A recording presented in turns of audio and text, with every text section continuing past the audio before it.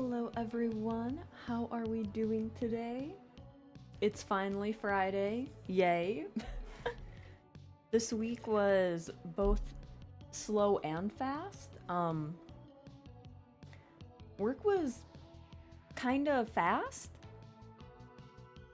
but then waiting to stream was like really slow. I took so many naps today, it's really bad. But maybe that means we'll get a lot done today. Very excited about that. I'm ready. I don't know how far we are in the current chapter, but we have to be close to done with it. I was cutting up the VOD last night, and it was over 4 hours, so unless I yapped a lot. But yeah, we should be really close to finishing chapter 5 tonight. And then we'll do chapter 6 and then probably start chapter 7. Which I think the last chapter is called The Wedding, I think, maybe? The Departed's Wedding? Something with wedding, so, it sounds like we might be getting married to the departed, guys.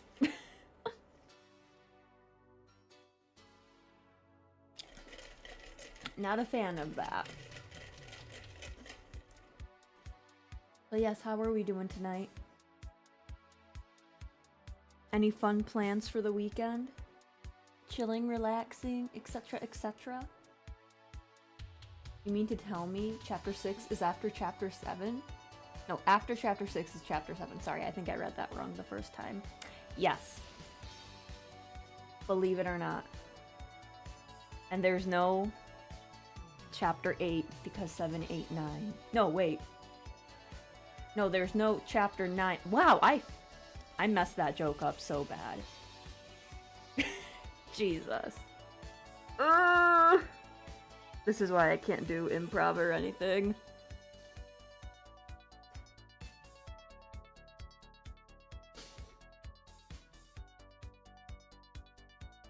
Also, let me make sure everything's okay. I don't know why, but the new multi-streaming service I'm using, it never updates my Twitch information. It's like always stuck on Should We Forgive Show? And it's like, why is it always stuck like that? But it looks like it's updated now, I hope. And then on YouTube, it streams twice. We can blame it on the naps. Honestly, yes. I wasn't gonna say anything because I didn't want to be like, oh, blame it on the naps, but you know, if you guys are saying it's okay then.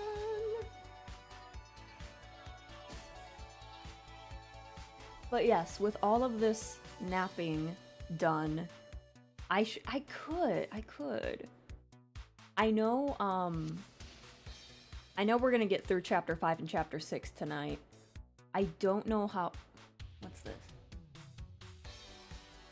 Sorry, I got like a text and I'm like, what the hell is that? But yes, I'm curious to see. I'm curious to see about Mr. Kokori. I feel like we haven't gotten a lot of information about him, but we've played so much. We should be done. Also, we couldn't save another person last night, so it's like, the only people we've saved are our friends. So I guess that's a good thing. Maybe, hopefully Saki lives, because it seems that the new people who get like a portrait image just randomly for the chapter, they kind of die in that chapter. So fingers crossed that Saki lives. And hopefully Damon lives. He's... I might have messed that one up though. That might have been a me thing.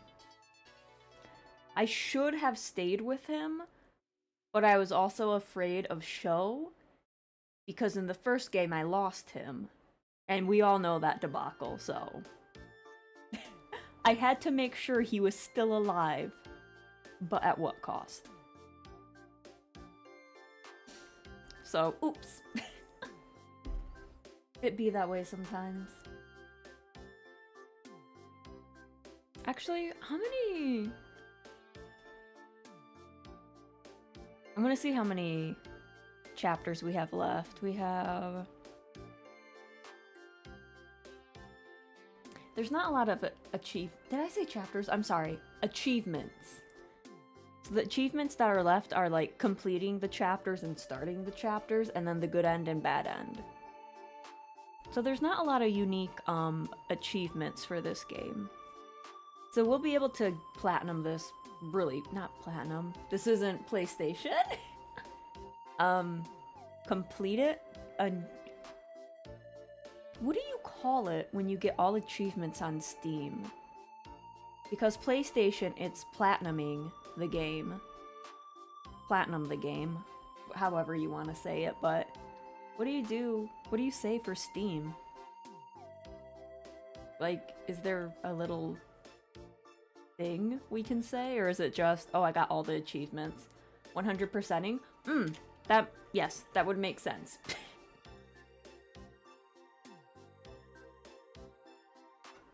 I forgot that was a word. Phrase.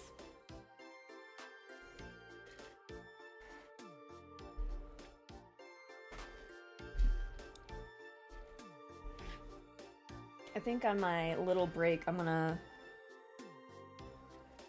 work on platinuming and 100%ing my games. I'd say completing, but there's that thing going on.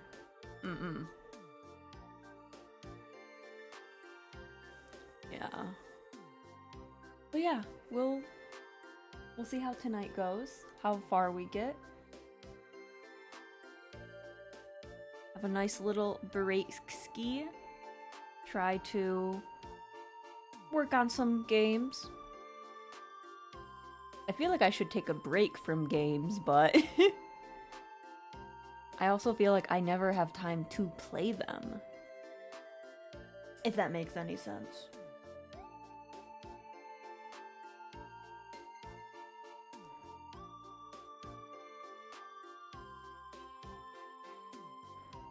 Okay. Get that popcorn ready. Yes, I'm... Oh, many things are in motion already for the break. Things are slowly working themselves out. Things are starting. I'm very, very excited. But yeah, let's jump into the game. Let's fight Mr. Kokori. Save Saki maybe. And then maybe get married. Who's to say?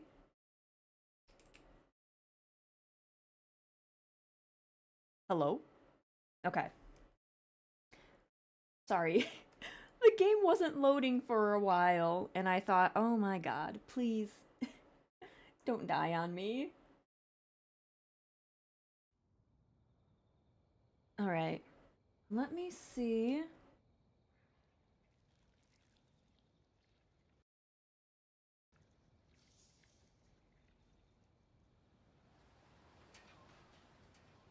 Okay, I thought like the background sound, it kind of sounded like when the departed is eating like the spirits. Like that squishing sound. It's very quiet, but yes. Are we ready to see Mr. Kokori and probably get shot at again? I wasn't expecting the shot. No, it's not a shotgun. It's a rifle. Fight someone, save Saki, marriage. That's a life goals list if I've ever seen one. I know, right? Alright. Yeah, we're still in the middle stage. Which is so weird. Oh, we were with Mashida. Well, we were with Hiro, and then we were with Mashida. We're gonna go back to Hiro. I probably should have done this in the beginning, like switch between the characters, but I didn't, and I feel bad because I never spent a lot of time with Damon. I pretty much just asked him to move stuff. Hi, Queen. I hope I can help. My dear, you can help me. What do you have for me? What do you have? What's this? Oh, that's actually really good. Especially with Kokori. Oh, that's actually good too.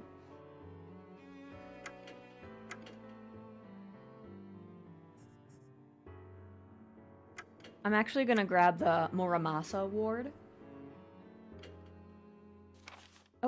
Oh, yep.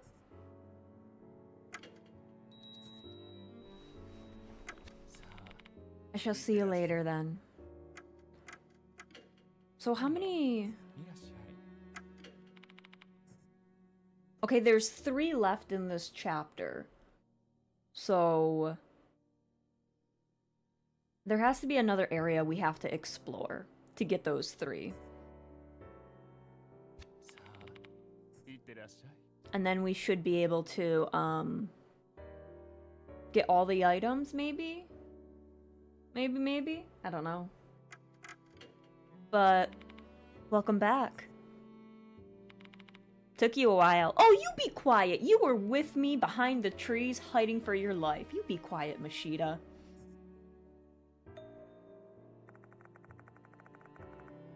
Yasuoka and Mashida. Oh god, guys, I think we lost Saki already.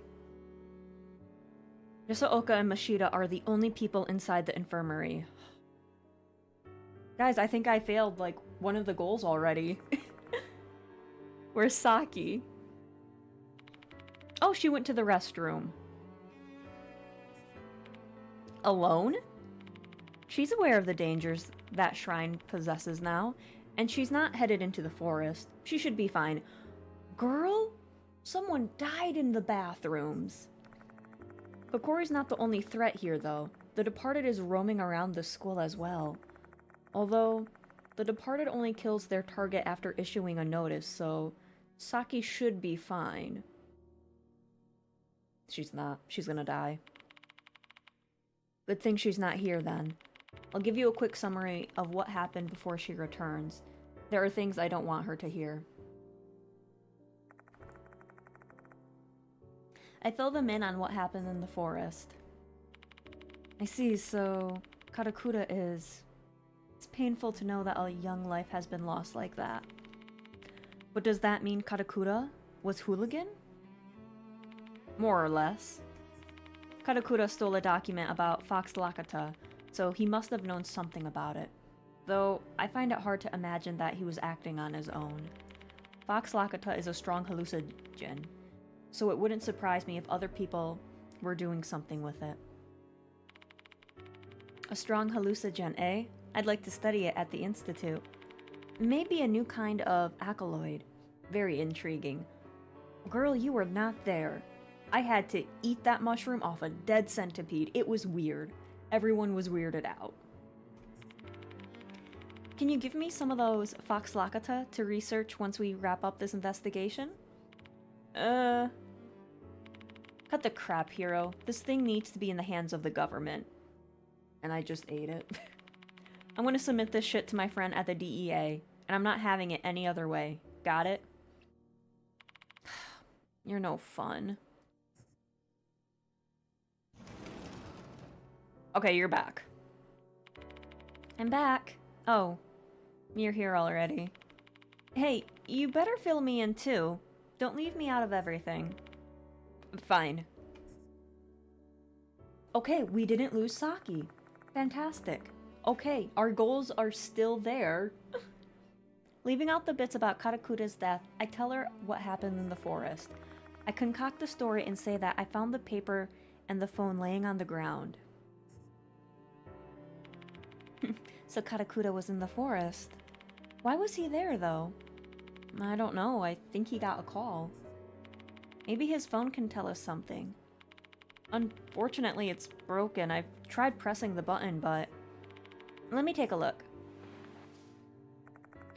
Saki starts touching the phone screen like it's her own phone. It's not broken. The battery's just dead. Oh my god. She's gonna call me an old man for not knowing a phone needed to be charged. Anyone with a phone should have been able to realize this. Jeez. How bad with tech stuff are you, Grandpa? Every chapter. Leave me alone. I'm old. Sorry. You got me there. I have a charger that'll work with this phone at home. Maybe we should try and charge it, and then see if we can get something out of it. My home's not far from here. This phone's going to be pretty useless to us with a dead battery. Let's take her up on her offer. Hey, I'll be right back. Girl, do not be walking the streets at night. The Departed's out there. We all have to go together in a taxi. We're just letting her go? Okay, I guess the other characters were not here when, you know, the Departed's been around or something? I don't know. I've been here every chapter and I'm like, maybe we shouldn't split up. What should we do now? Should we wait until the kid calls us? I object to that course of action. We should resume the investigation. It's for your sake as well, Bean. What do you mean by that, Yasaoka? I can tell you're being targeted by a spirit. I know, the Departed. She wants to bite me and marry me. Excuse me? Sooner or later, that spirit will find its way to you. If that happens while you're unprepared, you'll meet the same fate as Katakuta. Oh, for fuck's sakes, why is everything so... As a renowned fortune teller and spiritualist, Yasaoka's words carry a lot of weight. I thought maybe the clock had stopped with Katakuta's death and we'd have a little more time before there was another target, but it turns out the clock is still ticking, and it's counting down for me. Not the first time. Why is she acting like a horror movie protagonist? There's something bad happening outside. Then that's where I'll hang out. I don't know, but I don't know why us as adults are letting her go. Like, hello? Hello?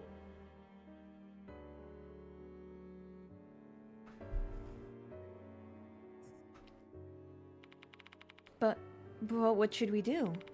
We still don't know who exactly Kokori is, right? That's something we can research. I have an idea. Remember the case from Katakuta's document? Let's look into the murder of a mother and child at Lake S. Excuse me. Bubbly water. That's been stuck in my head. You know what, Machida? Same here. It kind of just dropped on us and we're like, what? And then we got attacked? How are we gonna investigate that? I swear to God, sometimes this character right here, does not remember we have someone at home who can Google stuff for us. Have Ida look it up on the internet. See? Machida knows. Have Ida look it up on the internet for us. He should at least be able to pull up a general summary from somewhere. And by that, I mean go call him up. Wait, why do I have to do it? You know how to use a phone, just call him yourself. Nah, I don't really like talking to him. We're not really on the same wavelength. Rude. So that's your issue? I guess you can't expect a nice otaku and a hard-boiled ex-detective to get along. This could be a romance, though. Someone could make a cute little story about an ex-detective and a little otaku. Looks like I'm gonna have to be the one to call Ida. Clip what? I didn't say anything.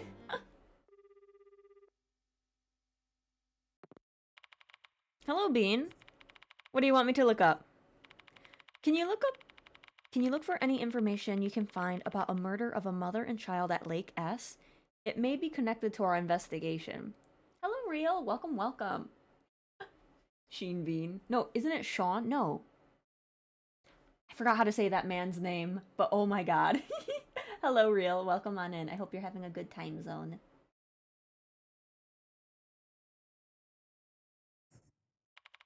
Jeez, a mother and child being murdered? That sounds awful. I'll try searching. I found something. That was fast. 10 years ago, a mother and child... Mrs. Doubtfire, what are you doing? Also, hello, Panda. Welcome on in. I hope you're having a good time zone. I have to wake Mrs. Doubtfire up. Apparently, she does not want to be here right now. I swear, she never wants to work. There we go. 10 years ago, a mother and child were beaten to death by a group of delinquents. Jesus.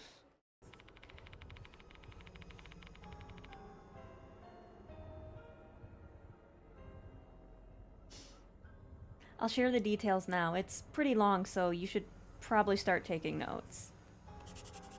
Here I am writing stuff. I whip out a pen and write down everything Ida says about the murder. Alright, murder of a mother and child at Lake S. 10 years ago at Lake S in S City, a family who went camping was attacked by a group of young men. Mother Izumi Kiyohara. Kiyohara, that sounds really familiar. Kiyohara? And her daughter, Kozu Kiyohara, were beaten to death. The father, Masaki Kiyohara, was gravely injured but survived. He was hospitalized for 3 months. Masaki Kiyohara was a teacher at a school in H City, not far from S City. He continued to work there after the incident, but later disappeared. The crime was committed by 8 juveniles, all between the ages of 16 and 19. At the time of the crime, they were under the influence of mind-altering substances. Due to their ages, names of the perpetrators were not disclosed. The narcotic they were taking at the time was believed to be some new type of psychedelic mushroom. Of the 8 juveniles who were arrested, Kay, who was allegedly the drug dealer, was released due to the insignificant evidence.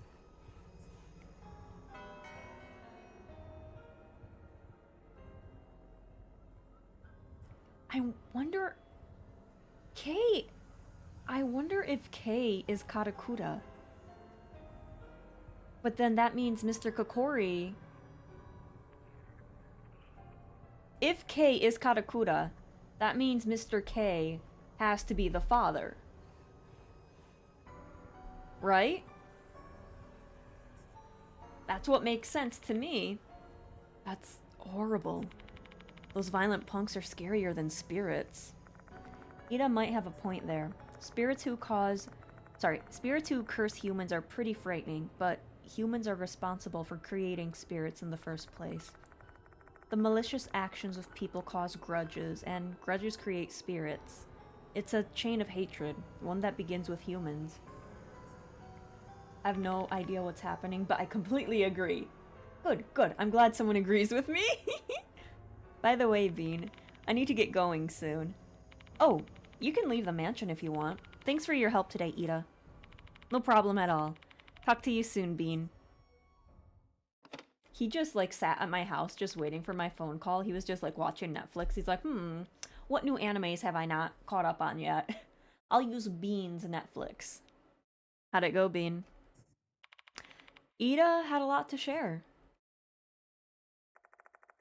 I share the details of the murder with the other 3. I forgot Saki left. I see. No wonder it was sticking in my head. Did you work on that case, Mashida? No, he would have been like 17. Come on, man, use your brain just a little bit. That case is 10 years old. I wasn't on the force yet. There we go. But now I recall my mentor was the one who told me about it. Ida pretty much covered the whole thing though, so I don't have any additional info to add. Do you think the mushrooms from that case are from Fox Lakata? This case is just full of mushrooms, huh? Can't argue with that. The curse involving mushrooms growing from your body, Katakura being turned into mushrooms. The Fox Lakata on the dead centipede in the petri dish that I ate. Now we've learned about the tragedy caused by Fox Lakata 10 years ago. No! It couldn't have been Katakura 10 years ago, because he would have been like a child. So Kei's not... Kei isn't Katakura. So that means Mr. Kokori is not the dad. Everything's connected to the mushrooms. Boy Kei, the one who wasn't prosecuted. Could it have been Katakura? He would have been like 4. God damn it, I just told you that case is 10 years old. Mashida's yelling at us because we don't know math. We're like, oh, please. There's no way Katakura was involved back then. Well, it's pretty unlikely for him to have been directly involved. But he knew about the Fox Lakata. He reacted to the petri dish and he even hid the documents. Everything would tie itself up nicely if he turned out to be a mushroom dealer. I imagine we don't have enough information yet. However, the key to discovering Mr. Kokori's identity is likely the link between the past and present cases. Or so I believe. Guess that's all we're gonna get out of this deduction session. What we need now is some solid evidence. Let's continue the investigation, Bean. We don't know where to start, though. We probably won't find anything in the forest or the shrine in the corridor. Huh. I have a place in mind. For real? I got some information in the forest that'll lead us to the next spot. I mean...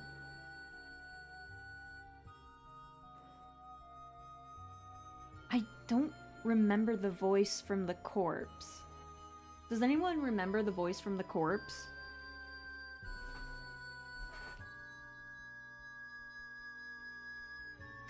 I might have to bring up my VOD and like look up what the corpse said, because I do not remember.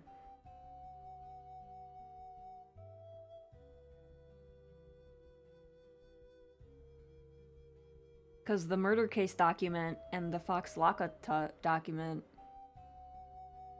doesn't really give us a location.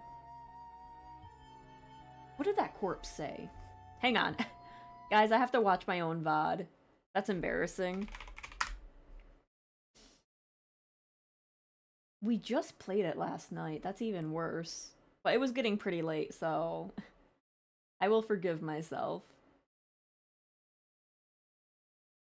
Let's see. Let me see if I can find it.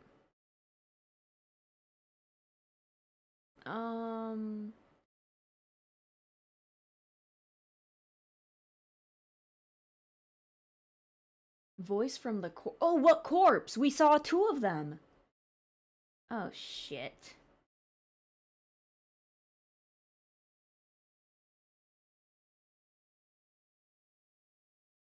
How do I speed myself up?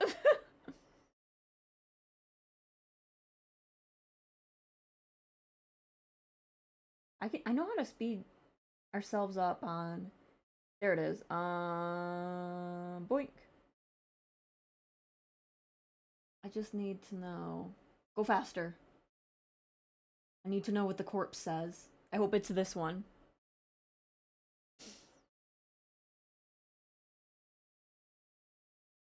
Come on, uncover the corpse, please, faster.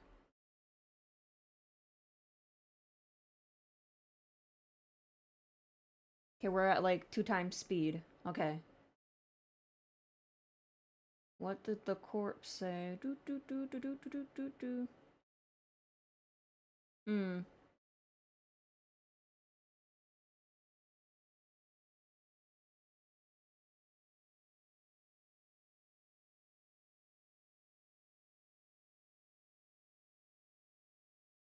God, I talk so much. No wonder I can't get through these games super fast. I yap.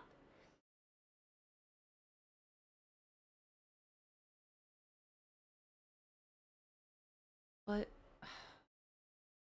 why won't the corpse speak to me? Speak to me. Who are you? Oh, wait. This is the right one. Deep inside the old school, the dead fox god that looks alive. Okay. Old school, so we have to go to the old building. Okay, cool. Pog. VOD recap speedrun. Pretty much. Right. The voice I heard when inspecting the bones. Deep inside the old school, the dead fox god that looks alive, inside the stomach. That voice told me to investigate somewhere. Maybe heading to the location they mentioned will help us identify the corpse. And if we can learn about the person who became Mr. Kokori, we can start devising a plan of attack. Which sounds great, except we're running low on time. Should we really just trust something that I heard from a mysterious voice when so much is at stake? Having trouble making a decision? When you're running out of time and you need to make a tough choice, just trust your instinct and hope for the best. You know what's most important when dealing with the spirits. Courage and conviction. Thanks for the reminder. I'll go with my gut and act on the information the voice gave me. So just listen to the dead people, that's great. Let's search for the dead fox god that looks alive in the depths of the old school. Alright, hero, let's go.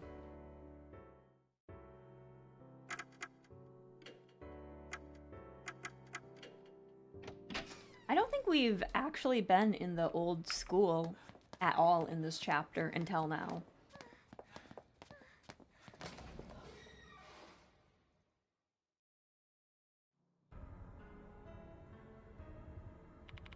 So, this is the old building, huh? Wow, it's totally giving off bad vibes. The dirty floors and walls are really setting the mood. Well, they don't really use it anymore, so they've been neglecting it quite a bit. I wonder what this place was like 10 years ago. It might have still been used. 10 years ago. Oh, the Lake S murder. Wasn't the victim's husband a teacher? He might have been working at this school. That's why you wanted to come here, isn't it? There's a chance the victim's husband used to be a teacher at Konohara Academy. But I chose to come to this place because that voice told me. The old school must refer to the old building. Where is the dead fox god that looks alive, then? Where in a school might students study living things? Be the science room. Okay, so it's gonna force me to go to the science room. Okay. Is this it? Nope. Nope, can't go that. Well.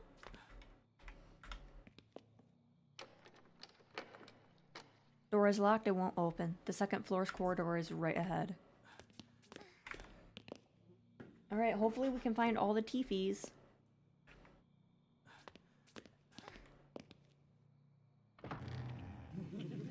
Oh, shit. Was that the departed's voice again? Oh, what's wrong with this place? I feel like I'm going insane. We better find the root of the curse. Yeah, this only, like, happened once before. They didn't really use this a lot. Doesn't look like the root of the curse is here. Let's look somewhere else. Doesn't look... okay.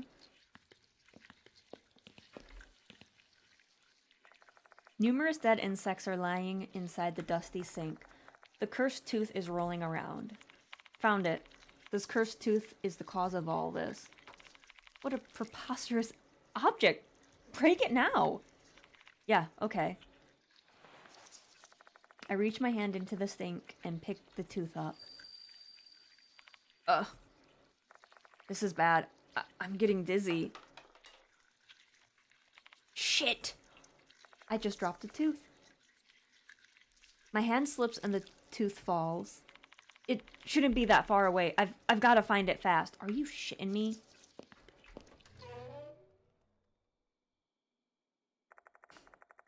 Has Bean played any Warhammer games? I have not, no. The severe chill and overwhelming pressure instantly vanishes. Is that because the curse is no longer active? Well, we need to find that tooth and break it. There it is. I point my light towards it, and fortunately, it is the cursed tooth I was looking for. Oh, found it. It's a good thing it didn't roll under the desk. Yeah, definitely. Raising my foot, I crush the tooth. The cursed tooth shatters into pieces. Alright, now we can explore this room. Whew, my headache's gone. Hello, Kosaka. Welcome, welcome. I hope you're having a good time zone. The curse-like phenomenon plaguing this place has subsided. Alright, let's look for stuff. There's a large shelf against the wall. Seems like it was used to store lab equipment in the past. There doesn't seem to be anything behind the dirty glass door. Wait, I take it back. Something sparkles when I point my flashlight inside. There's a small key inside the shelf. It has no tag attached to it. What's this key for? Yoshi. Looking at the marks on the wall, there used to be a shelf here. Looking closely, mold is growing here and there. This must be where the musty smell is coming from. Numerous dead ends. Okay. But, ugh, this school is full of bugs. Okay, let's go here. There's a fox, but let's not touch it yet. Bottles of liquid are lined up on the shelf.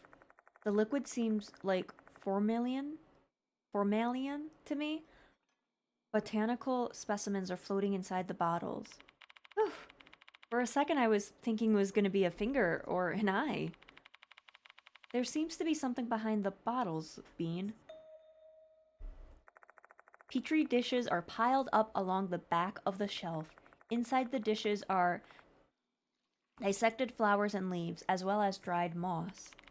Someone was probably collecting these plants for research. They look pretty old. If these plants are an endemic species from Fox Forest, the person who collected them might be the author of the research journal. That means this little guy belongs there. This dish used to be here too, yep. That's certainly a possibility. But how did the dish end up inside the corridor shrine then? I don't know either. It might be a spiritual phenomenon.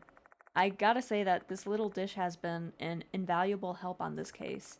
I feel like my steps in this investigation are being choreographed by someone else. Oh!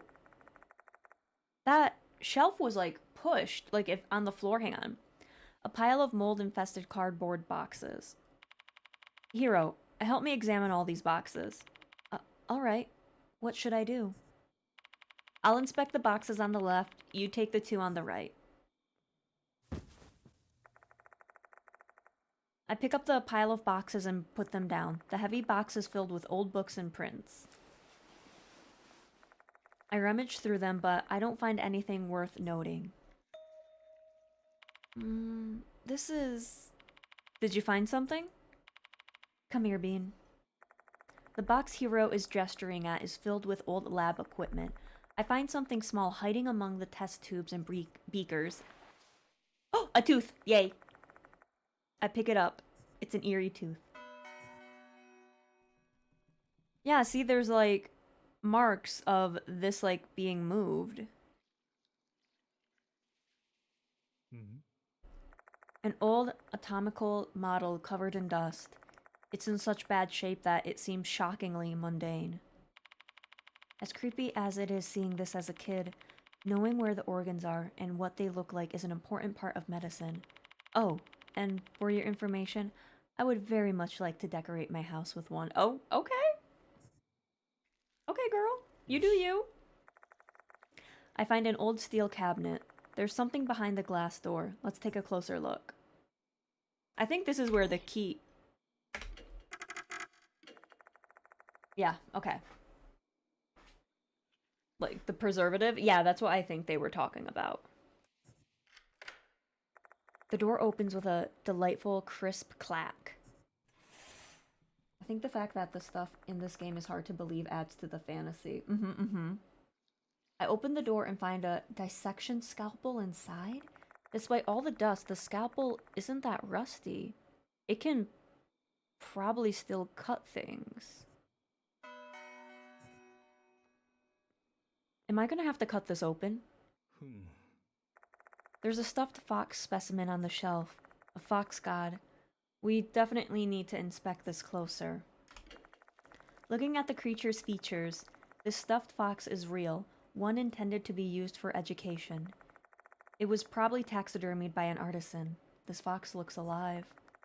It's a shame such a fine item is sitting neglected here. The color of its fur has faded.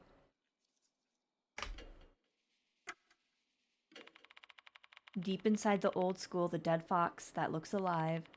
That must be referring to this fox. I need to check out what's inside its stomach. Maybe whatever secret's inside this fox's stomach can shine a light on Mr. Kokori's identity. I've got a feeling something will happen once I figure out what that secret is. Oh! If there are any things that we haven't done yet, we'd better finish them before doing this. Okay, so... this will bring us to endgame. And we're missing 2 more teeth. So we're gonna look for the teeth.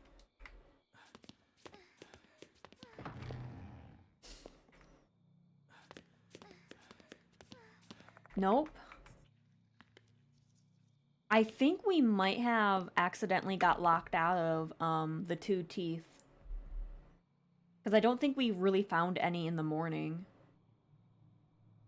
So I think, I mean, it is what it is, you know? We'll just go through with it. Hello, Ninja. Welcome, welcome. I hope you're having a good time zone.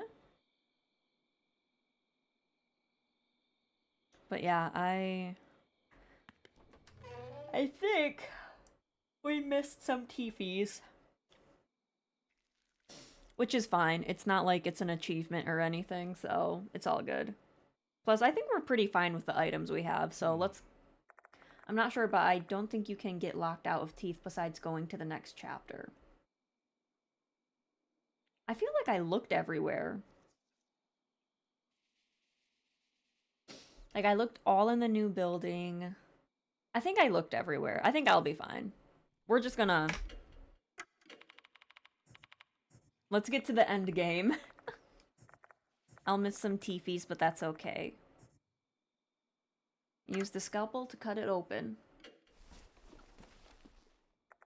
I get the dirty scalpel from my bag and approach the stuffed fox. I press the tip of the scalpel to the fox's belly.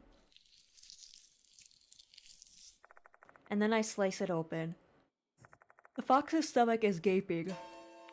Yikes. A swarm of tiny bugs pour out of the fox's stomach. That's disgusting. Given how old the fox is, I should have expected something like this, but even still, I can't help being disgusted. Brushing away the bugs, I stick my hand inside the stomach cavity. Okay, James Sunderland, just shoving your hand in random holes. This is... What did you find? This thing. I show Hero the plastic square I found. Plastic square? Isn't that a floppy disk? You know what that is, right, Bean? I'm just asking to be sure. Girl, I know what that is. It's the thing you use to save data on a computer, isn't it? Correct. If we have a computer with a floppy drive, we should be able to see the data on this disk. Computer, huh? Where's a computer here? Now that I think about it, I remember seeing a laptop in the faculty room. Okay, never mind. We solved it. The future is now, old man. We better hurry if you have an idea where one is. We need to gather as much information as possible before Mr. Kokori shows up. Alright, we got a floppy disk.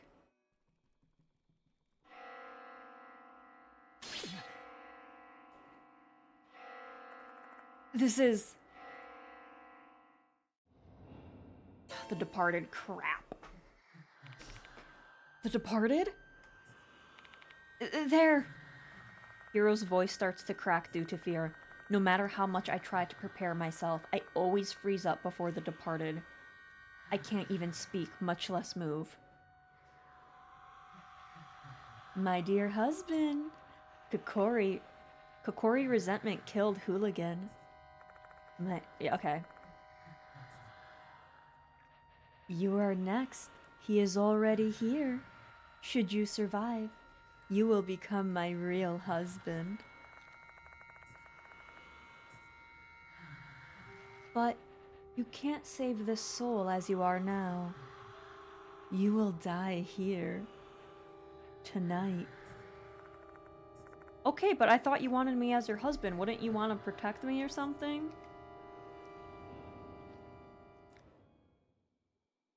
The Departed is gone. What did they mean? I can't save this soul? Hey, Bean? Did they say something? Yeah. I tell Hiro what the Departed just told me. I don't get it. He is coming, did they mean... Exactly. We can't run from here until we deal with Mr. Kokori. Do you really think we're ready to do that? They said you can't save this soul now, right? The current me can't save the soul's spirit. This is just another hunch, but... Is it because I'm lacking the key information I need? If that's the case, there's no way I can save this spirit. That means someone's gonna die. What do I still need? This floppy disk must be the key. I need to see what's on it immediately. It'll be alright, right? They're just spouting a bunch of nonsense to get you worked up. Hiro raises her voice frantically. I don't have a response for her right now. What should I do? Yeah, so we need to... First, we need to go back to the, I can't think. The place... Infirmary, so I can, get some help. We walk towards the door, trying to leave the science room, however...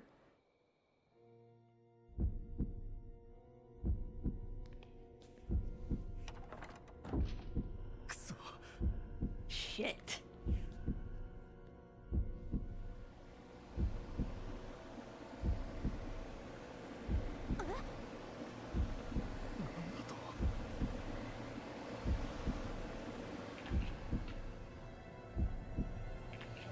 Girl, we are SOL.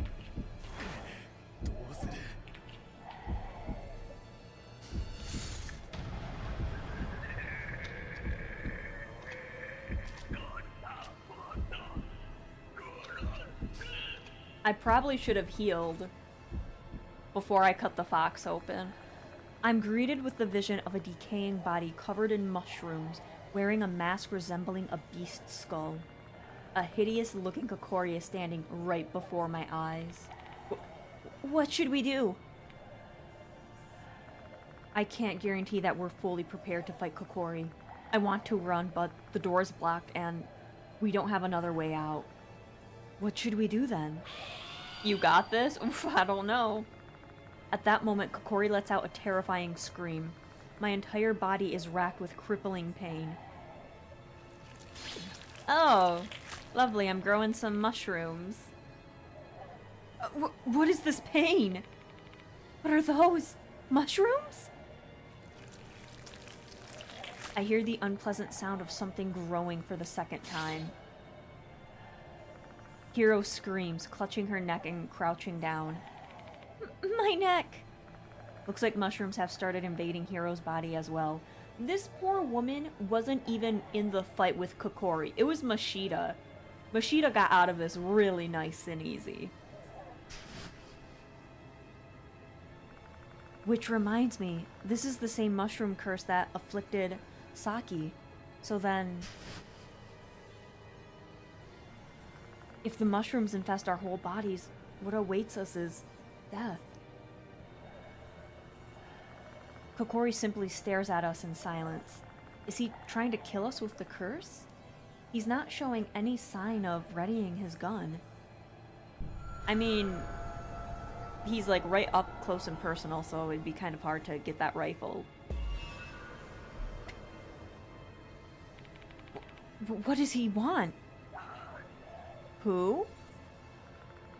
Does he want us to say our names, or...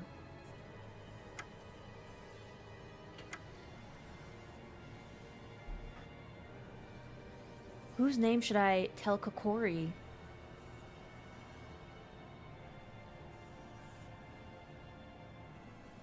This floppy disk is right there, but we don't know what's on it. I don't think that's a thing. Fox Lakota document. I need to see what's on that document.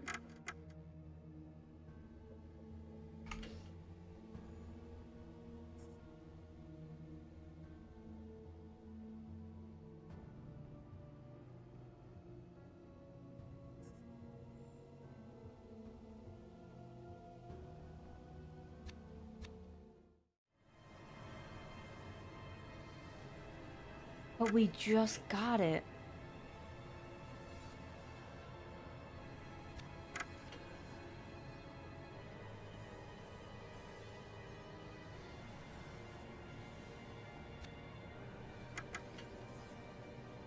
Do you think the spirit would be reasonable if we said, hey, it's on this disc?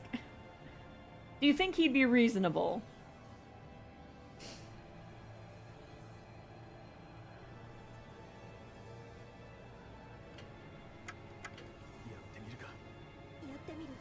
As long as you don't shoot me. Showing him the floppy disk, we tried telling him everything we learned. Maybe he's reasonable. He could be reasonable. Now, is this right? Hiro and I both decide to be honest with Kokori. Sorry, Kokori, but we still don't know who it is. But it's probably on this disc. I think that might have been wrong. Kokori shrieks as we clutch our heads and double over. My head's hurting again. It hurts. Looks like we've got the wrong answer. Okay. Okay, so it's not the disc. Who?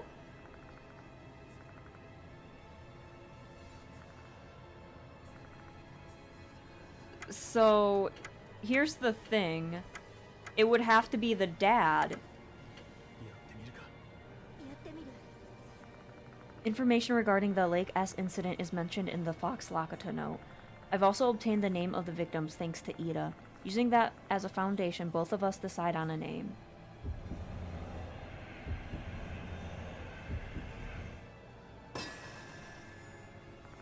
Making sure we've got the same idea, we decide to speak our answer in unison. Your name is Masaki Kiyohara. Kokori seems to accept this answer. Oh, is he responding to us? Yeah, I guess he really is Kiyohara. Assuming the science teacher who was investigating Fox Lakota was the victim of Lake S incident, and that mushrooms and the culprits behind the incidents were hooligans, it all aligns with Kokori's fixations. Therefore, the victim of that incident, Kiyohara, is the natural choice to be Kokori. Looks like this is the right choice. Kokori looks at us in silence. What was that question just now? What does he want? No idea. I feel like he's testing us right now. Kokori suddenly lets out a shriek. Oh, those are your little eyeballs!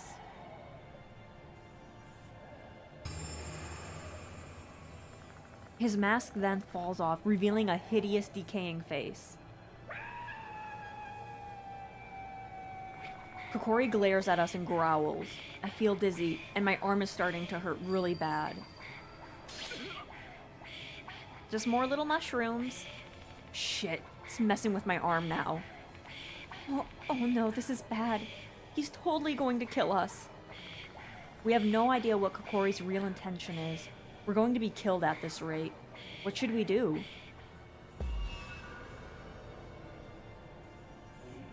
Who?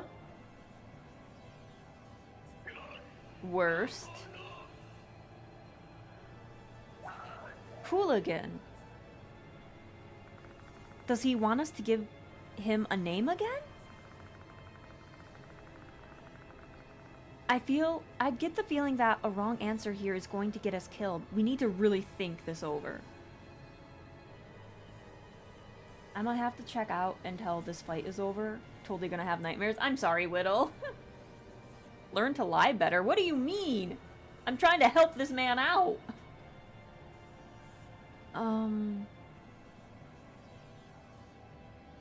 Who worst?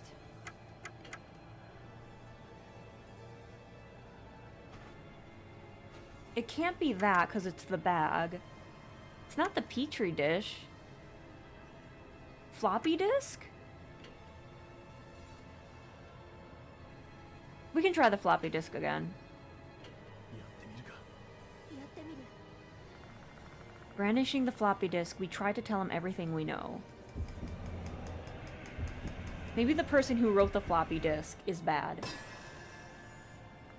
Hiro and I decide to come clean and be honest with Kokori.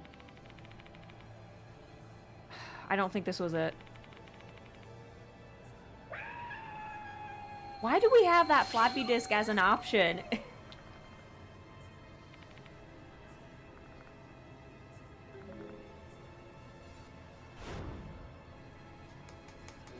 Who? Worst? Hooligan. Who's the hooligan Kokori resents the most? Perhaps we'll be able to save his soul once we know who it is.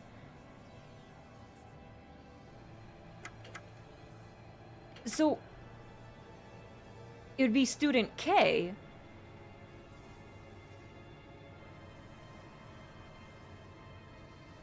Because he wasn't the one that was, persecuted. And it was a who.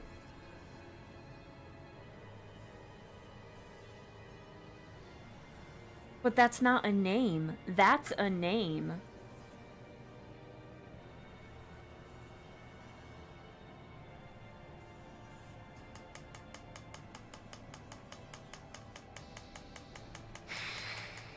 That's a name. And he did kill him. We're gonna go with it. If we die, we die. It'll be our first death. We try to recall the hooligan who's linked to the Fox Lakata inside the petri dish. I mean, Katakura was really worried about the petri dish. Having made our decision, we declare our answer together. Kokori, the one you hate is... Shinichi Katakura. Nope.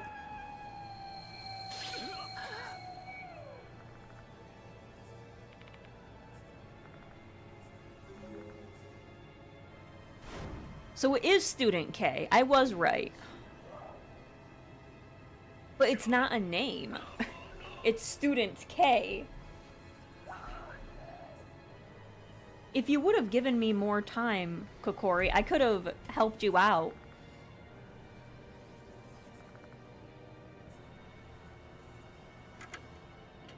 It'd be Student K. The worst thing is, I hope there's not like a third act, because we might die. We try to recall the hooligan who's linked to the Fox Lakata inside the petri dish. Hello, Bixie. Welcome, welcome. I hope you're having a good time zone. Mods, can I please get a shout out for Bixie? Thank you, thank yous. This looks like an alien from High on Life. I can kind of see that. Yeah, I can see that.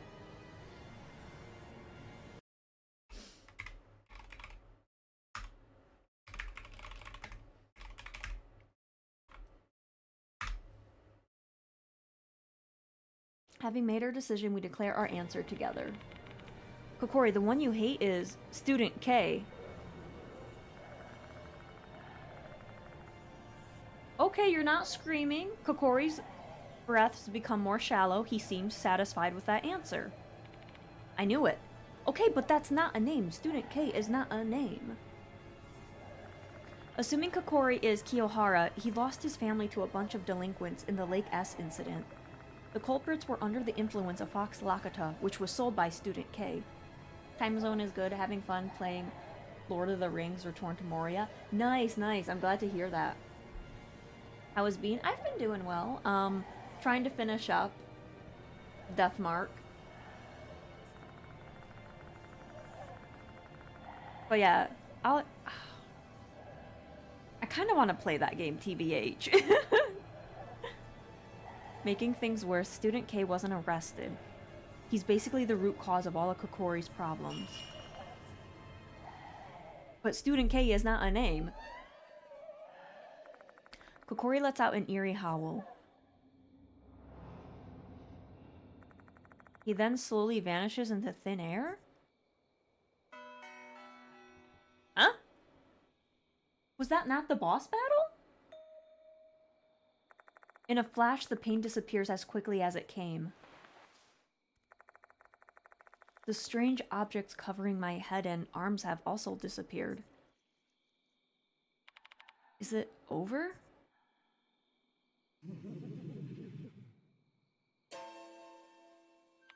What was that sound? Upon hearing that eerie scream, I've started to feel dizzy. Is Kokori attacking us again, Bean? What is happening? Kokori should have disappeared. Why is he here again? Is he smiling? Or is he suffering? My dizziness is getting worse. What's wrong, Bean? Hiro's scream sounds so distant. My consciousness is fading as a curtain of darkness descends upon me. Right. This voice is... It is the departed.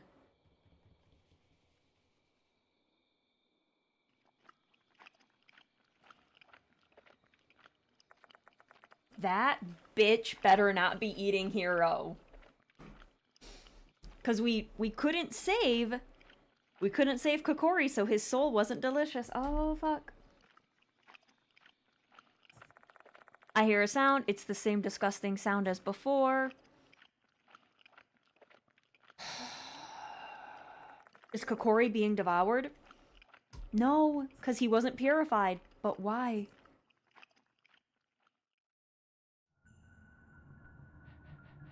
My dear husband, you were supposed to die here.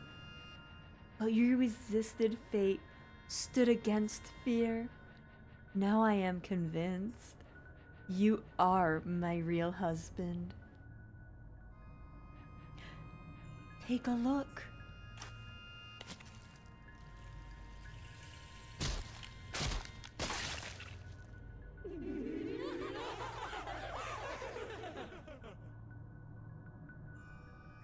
Before my eyes, the departed transforms. Their head splits open, revealing their new form, one even more hideous than the last.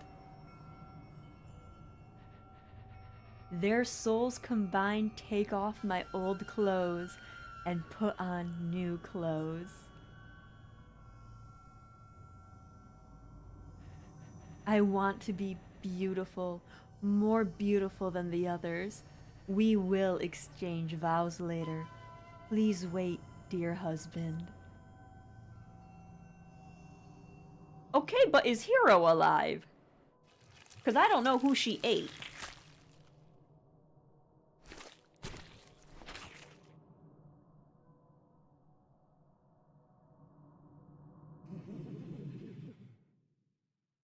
The fuck was that?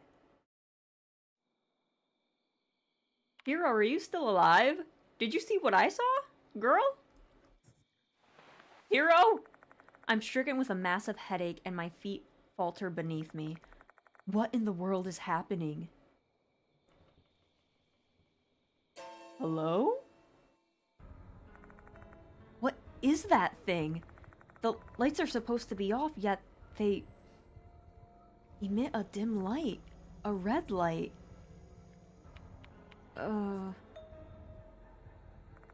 Hero has collapsed to the ground. What? As long as she's alive, I'll take it. I will take it. While Hero has lost consciousness, there aren't any physical injuries that I can find. Hey, Hero, are you okay? I grab Hero by the shoulders and give a firm shake. Bean? Girl, you almost died. I don't know what happened. I really don't... I don't understand. Kokori wasn't purified. But he was 8.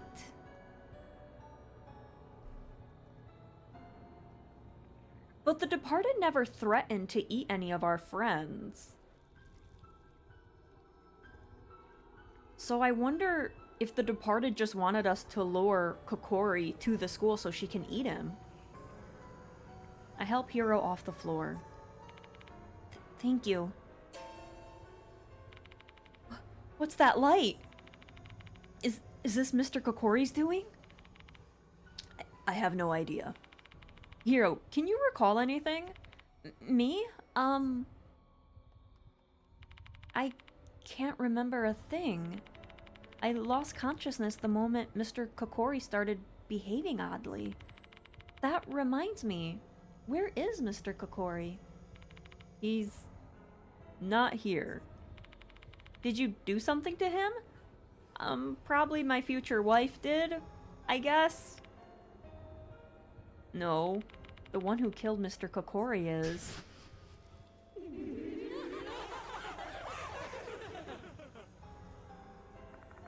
The sight I witnessed when I was on the brink of fainting. The departed devoured Mr. Kokori, and then their body went under a horrible transformation. What's wrong? No, it's nothing. I don't really know anything either. I'm still coming to my senses too. I doubt that telling Hero about the bizarre scene is gonna clear anything up. Let's return to the infirmary. Maybe Yasuoka can give us some answers. Let's go, Hero. Both of us leave the science room. Oh, even the hallway's red now. Is this going on over the entirety of the old building? Let's head back to the new building before something else happens.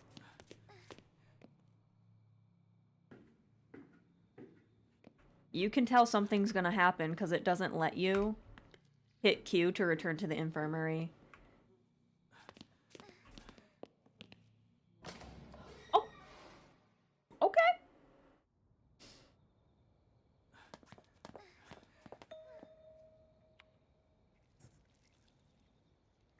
I can feel someone's gaze on me. I'm getting deja vu for some reason. Was that the doll? I heard a creak. There she is! And you're more filled out. Are you the departed? Miss Ma'am, are you the departed? The female doll is standing in the darkness. Her damaged face has been fixed. How can that be? Why did her appearance change in addition to the departed's?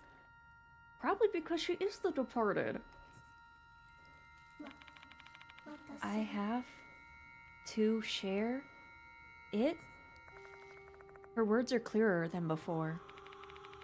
Kokori resentment still lingering. Kokori not forgiven. Those possessed by demons. Return red demons where they belong.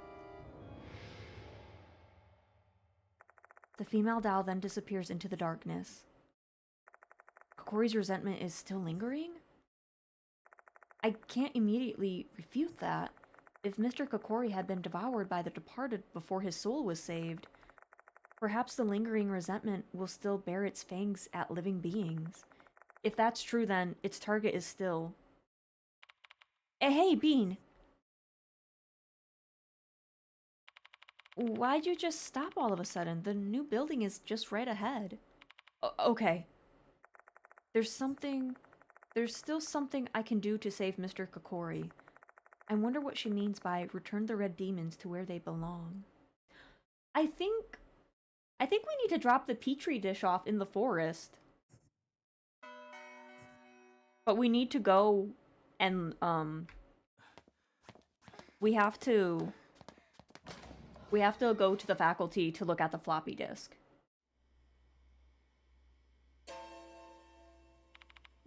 No way. What on earth is this? Toilets are flushing, the piano is playing. Who would have thought the paranormal phenomenon would occur in the new building as well? This is the first time I've witnessed the spirit operating as strongly and brazenly as this. Don't tell me.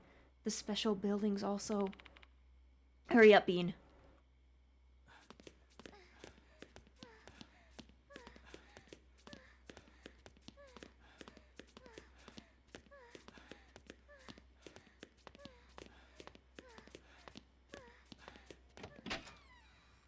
Because we have to find out what's on that floppy disk.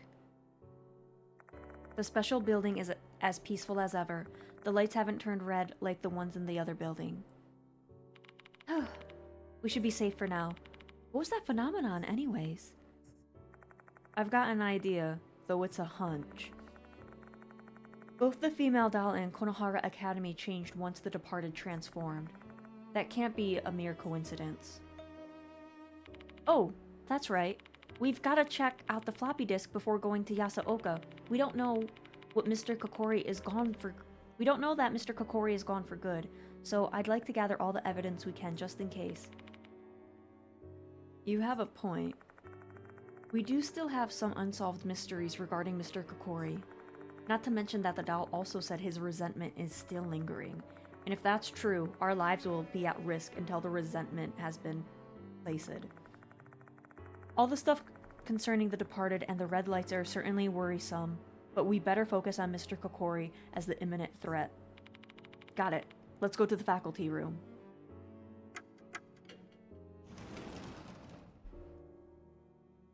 The faculty room is empty at this time of night. I need to find that laptop quickly. Right there. There's a laptop on the desk. We can check the data on the floppy disk with it. You do the work, Hiro. This isn't my cup of tea. Are you going for the true ending? I'm just trying to get the good ending. I don't know if there's like a good end, bad end, true end.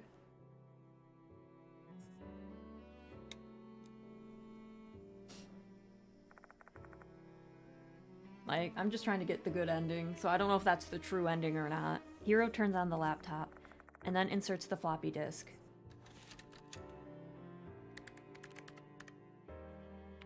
I see. They're documents from 10 years ago. These files predate operating systems with a GUI. These go back to the days of command lines. The files themselves should be readable by modern word processing software. I hope. Hiro may as well be speaking a foreign language. I don't understand a thing they said. After a while, some text finally appears on the screen. This is... I'm writing this here just in case. I summoned Kei to the forest. Kei is Mitsuru Kuromine. He's a hooligan. He'll probably bring his gang of thugs with him, so I've decided to bring my hunting rifle.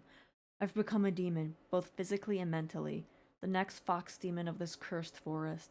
I'll terrorize them and kill every single one of them. Even if I die or sacrifice my soul, I shall destroy my enemies. Isn't this pretty much a farewell note? And this is Masaki Kiyohara person. He's probably our Mr. Kokori. Adding Kiyohara's note to the other information we have thus far, we can see the whole story. 10 years ago, Kiyohara's wife and child were murdered by delinquents at Lake S. The boys were junkies addicted to Fox Lakota, and the one who sold them was a hooligan, Kei. Kei was Kuramine, a delinquent from Konohara Academy. After learning his identity, Kiyohara summoned Kuramine and his friends to the forest with the intention of getting revenge, and at that moment he became the fox demon of the cursed forest. Wearing white clothes complete with a fox mask, he copied how Mr. Kokori looked. He probably saw something of himself in the spirit who killed hooligans that disgraced the shrine.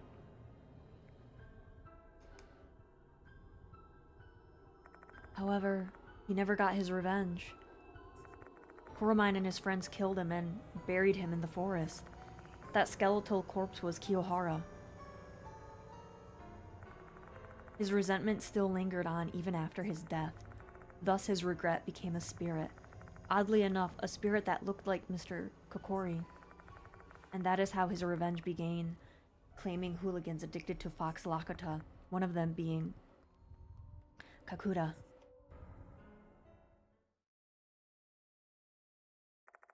I guess we've learned enough. Let's report this to Yasuoka and the others in the infirmary. I don't want to go to the infirmary yet, because I feel like that's going to be like endgame.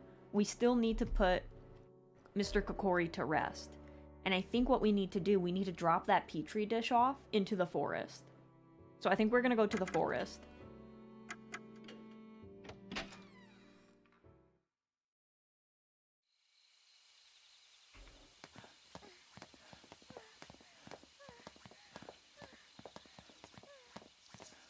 Maybe if we drop it off.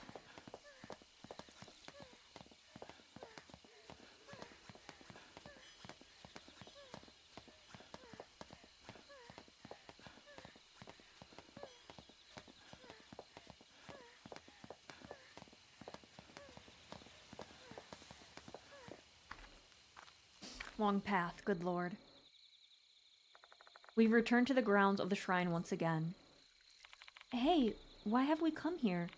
I have something to tell Mr. Kokori. Huh? Just wait here, hero.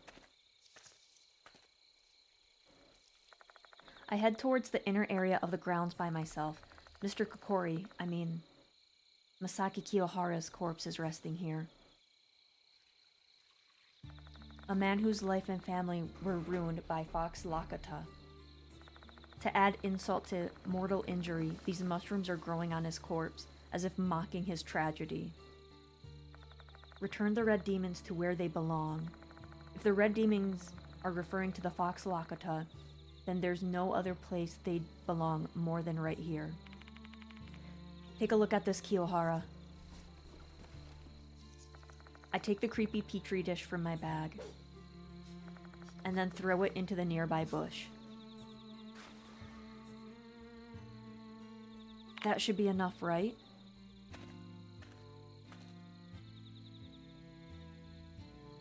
What did you do? Yeet! Yeah, we yeeted the little centipede. I threw out the petri dish. Huh? But why? Fox Lakota wasn't supposed to be taken outside this forest. This is what Mr. Kokori wants. Yeet tree dish? Yes. Also, hello, Coltman. Welcome, welcome. I hope you're having a good time zone. But Fox Lakota is such an amazing plant.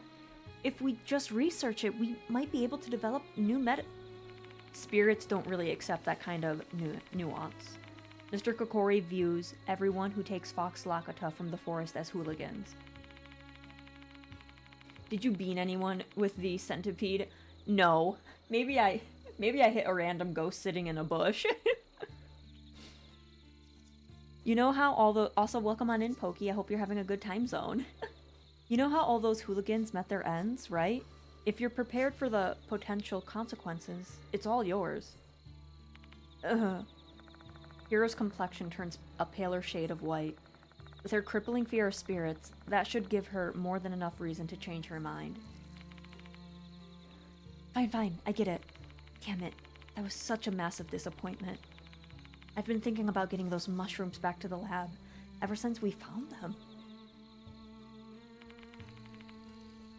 You heard that, Kiyohara? I'll report your case to the cops once everything's settled, so you should just rest peacefully until then.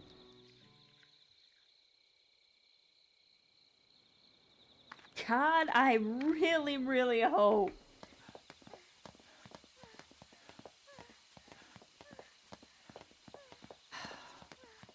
I'm a little bit nervous, I'm not gonna lie. So we can go right back to the infirmary. And I'm doing well. We're almost done with this chapter of Spirit Hunter. We share information we have about Mr. Kokori with the others. They should be waiting for it.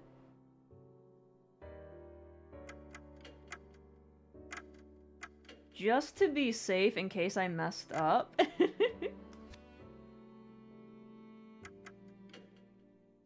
Welcome back, you two. Mind telling us what happened out there? I tell them all the events that have happened up to this point, including the moment when the departed devoured Mr. Kokori and transformed. A sight that only I could see, a sight I wished was merely a hallucination. What the? A spirit transformed after devouring another spirit?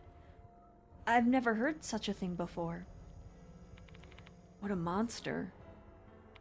It doesn't make sense. Don't scare me like that.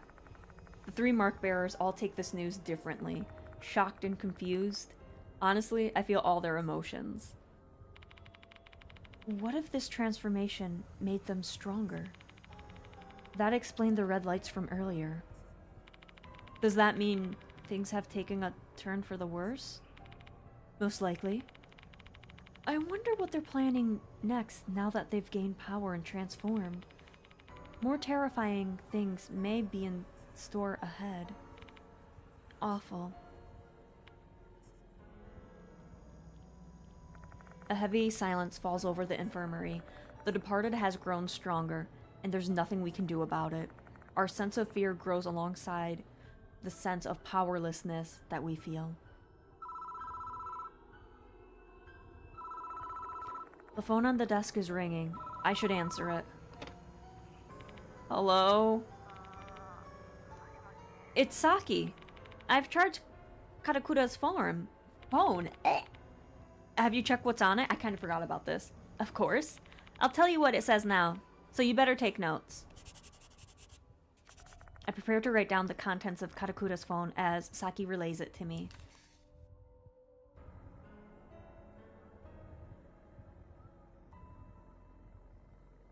There's a series of messages from MK.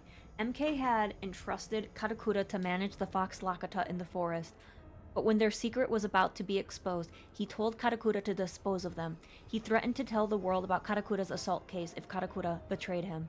Katakura reluctantly agreed to help.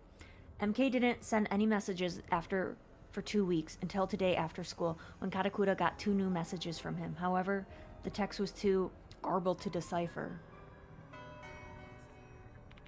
MK. I recall the time I saw Katakura in the storage room. He was murmuring something while looking at his phone.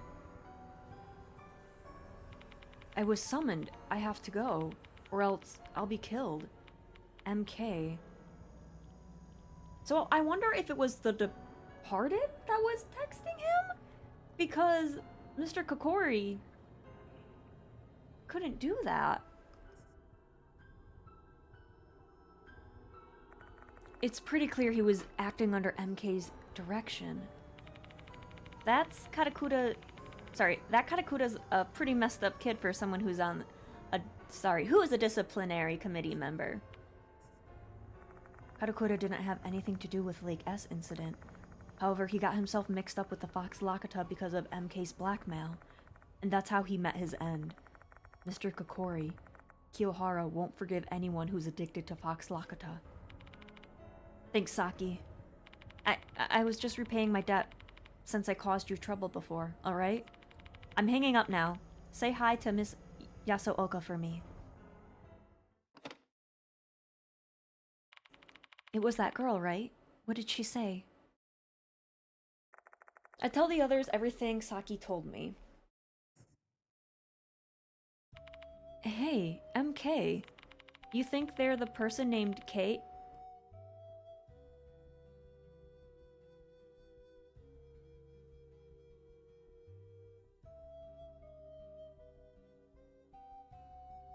That timeline does add up. Oh shit. You think they're the person named K mentioned in the Lake S murder case? That makes 100%. It's not the Departed, it's not Mr. Kokori, it's Student K. In Kiyoharu's farewell note, K's full name was Mitsuru Koromine, which means that K from the Lake S case has the initials MK. It's a pretty likely fit for him to also be the MK who was messaging Karakura. Koromine continued to gather Fox Lakata secretly even after the Lake X incident. He exploited Karakura's weakness and had him watch over his crops. What's with that frown, Mashita? I knew it. I know Mitsuru Koromine. That jogged my memory. So, is he a criminal you've arrested in the past? No, the opposite. Mitsuru Koromine's a cop. He's a career bureaucrat in the Metropolitan Police Department. His pops is in the top brass, so he joined the cops because everyone expected he'd just follow in Pop's footsteps. Wait a minute. He wasn't prosecuted, but Koromine was still a suspect in the Lake S case. And he's still selling Fox Lakata. How is it possible that a fiend like that can still be a cop? Cops are just people. There's saints and fiends in every group of people. Doctors, teachers, military, cops. And like I said earlier, his daddy's top brass. Sweeping a case like this under the rug would take some effort, but his pops was so high up, he could definitely take care of it. So what we need to do is somehow get MK to this, well... Crap, I think... Since we threw the Petri dish away, Shit, I think I messed up. Because the resentment is still there. Oh, shit, I think we messed up. I think we somehow messed up. Are you serious? So he escaped his punishment for Lake S and he's blackmailing students to do his dirty work even now? What a shameless scumbag. That's exactly the kind of guy Koromine is. A selfish asshole who'd stoop to anything so long as it gave him the slightest benefit. In addition, Kiyohara's spirit is unable to find peace due to the miscreant. How unforgivable. Is there anything more we can do, Mashita? Nope, it's out of our hands. No matter what evidence we find, we'll never be able to take him to trial. What do you mean by that? Koromine's... Wait! What do you mean he's dead? He just sent a message today. Girl, what is going on in this chapter? What? I remember reading about it in the newspaper about a half a month ago. He died while relaxing at the lake. Accidental death, they said.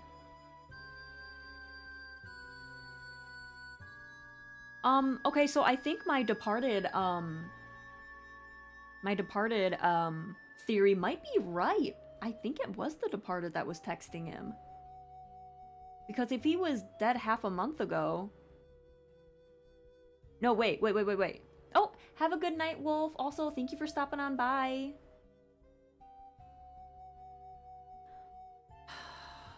Oh. And that lake he was relaxing at, you guessed it, Lake S. What a coincidence. Or maybe it wasn't a coincidence at all. For an arrogant, entitled man with power like Koromine, the deceased must have seemed as powerless as the living. To him, spirits were just another made-up construct, like morals or dignity, that he could disregard. That's why he could kill so easily. I just woke up. Oh, okay, cool. Well, welcome on in. Happy time zone. I hope you're doing well. But for those like us, we know the grudges of the dead aren't just ghost stories. The deceased are not powerless. That concludes our investigation for the night. Not everything is cleared up. There are some mysteries that remain unsolved, but there's no one left who can resolve those mysteries. Both Katakuta and Koromine are dead.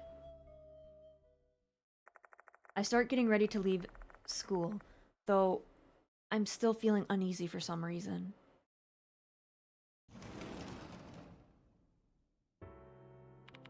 Welcome back, Bean. Did you lock the door? Yeah. Do they force you to work as a janitor too? You're putting way too much effort into this. Hey, we can't let people loiter inside the school or the number of victims is gonna increase. As soon as the words leave my mouth, I feel how empty they are. Hiro and Mashita are the only ones in the infirmary. Oh my god, the departed is taking Yasaoka. Oh my god. No, not the queen. Where's Yasaoka? I called a taxi and sent her home. Oh, thank god. I mean, this is usually bedtime for geezers, right? She's way too energetic for her age. You're really rude, you know that? If I hear you're being charged with harassment, I'm totally going to believe you're guilty. I've never harassed anyone in my life. Shall we head home now, too? I'll drive you both to the station as a thanks.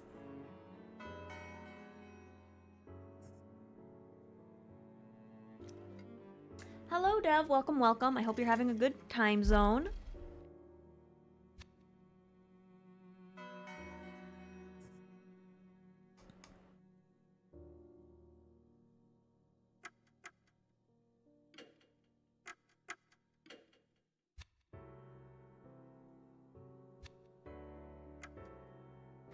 I feel like I messed up this chapter.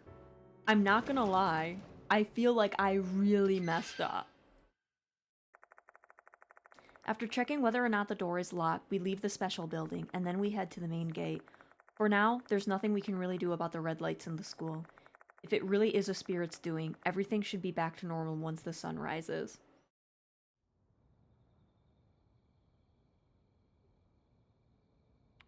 By the way, Bean, give me back my paper bag. You can keep it if you like it so much, though. Should I give him... Should I give the gun back? I might need it. But there's so much that is not solved in this chapter. It wasn't wrapped up neatly, and I'm a little concerned. I'm not a little concerned, I am really concerned. Believe in yourself? I don't know. Like, if you follow everything in the previous chapters, we did everything correct, but this one... I don't know. I honestly don't know. I'm like... I'm like questioning everything now. Like, should I give this gun back? I don't know. I might need it. I might need to shoot guns out of ghosts' hands. Because apparently I can do that. But I don't know, guys. I thought I did everything properly, but I don't know.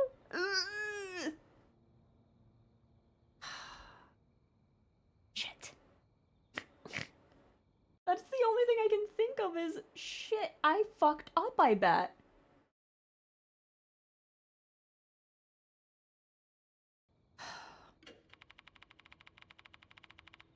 You can take it.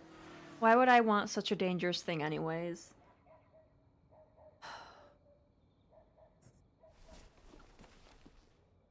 I take the gun from the paper bag and hand it back to Mashita. What in the world are you doing now? I just want to go home already. Paranormal cop. That would be an interesting series, a little paranormal. I bet you there's like a series that's about a paranormal cop. We're just leaving.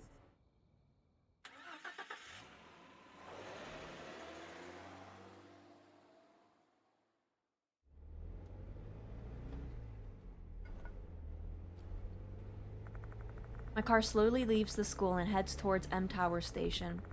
They should be able to catch the last train. Look at us all chilling in my car. Say, Bean? Machida murmurs in the passenger seat, eyes fixed on the scenery outside. I glance at him, indirectly telling him to continue. He must be tired. His complexion looks darker than usual. Karakura went to the Fox Forest this evening. He got an order from MK. Kuramine. Yeah, he did. Don't you find that weird? Girl, I was just saying that. Now that he mentions it, something about that doesn't feel right. I swear to God, if I was in this game, I would be very smart. But also, there are some things I would not be smart in. I think there's an old horror VN like that. Oh, is there? That'd be interesting. The thought gets stuck in my head. What's wrong with it? The message itself. So you picked up on it too? Yeah, I did, Machida. Of course. Kuramine died half a month ago. It's impossible that he's the one that sent that message. So there's a chance that MK isn't Kuramine. The previous messages before Kuramine's death must be from him. But the message he got today was strange. Even the fact that the text was garbled. In the first place. How could Karakura even read that message when it was garbled? Everything's just confusing. Hey. Hiro, who's sitting in the backseat, cuts in. Can you guys give it a rest already? This case is solved. I feel sorry for Karakura, but what's done is done. But let's be grateful that we managed to survive tonight. Just focus on what you have to do, or else you'll go insane. Oh, Hiro. My job is dissecting animals, you see. There are times when I feel depressed after thinking about the value of life and the animals I've killed. I can't even pretend that all of the testing I've done is for the pursuit of science and the betterment of society. I'm not good at fooling people. I take a glance at the rear view mirror. Her smile looks somewhat self-deprecating. Do you know why I continue doing my job? Because I realize that's just how life works, and I gotta do it. I've gotta do what I need to do. We're not gods, we're not rulers. We can't save everyone. We can't just change the world. Can't find an answer?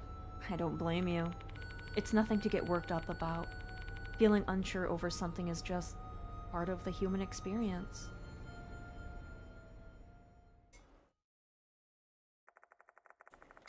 I drop Machida and Hiro off at M Tower Station.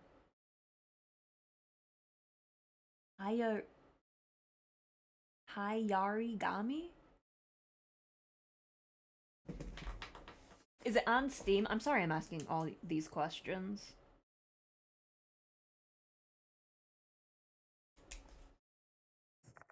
Then I drive on through the night, heading towards Kujo Mansion.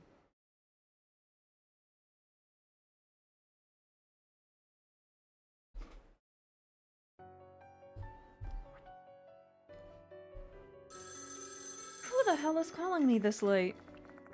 As I arrive at the mansion, the phone rings. I can't even relax. Who's calling this late at night? Hello?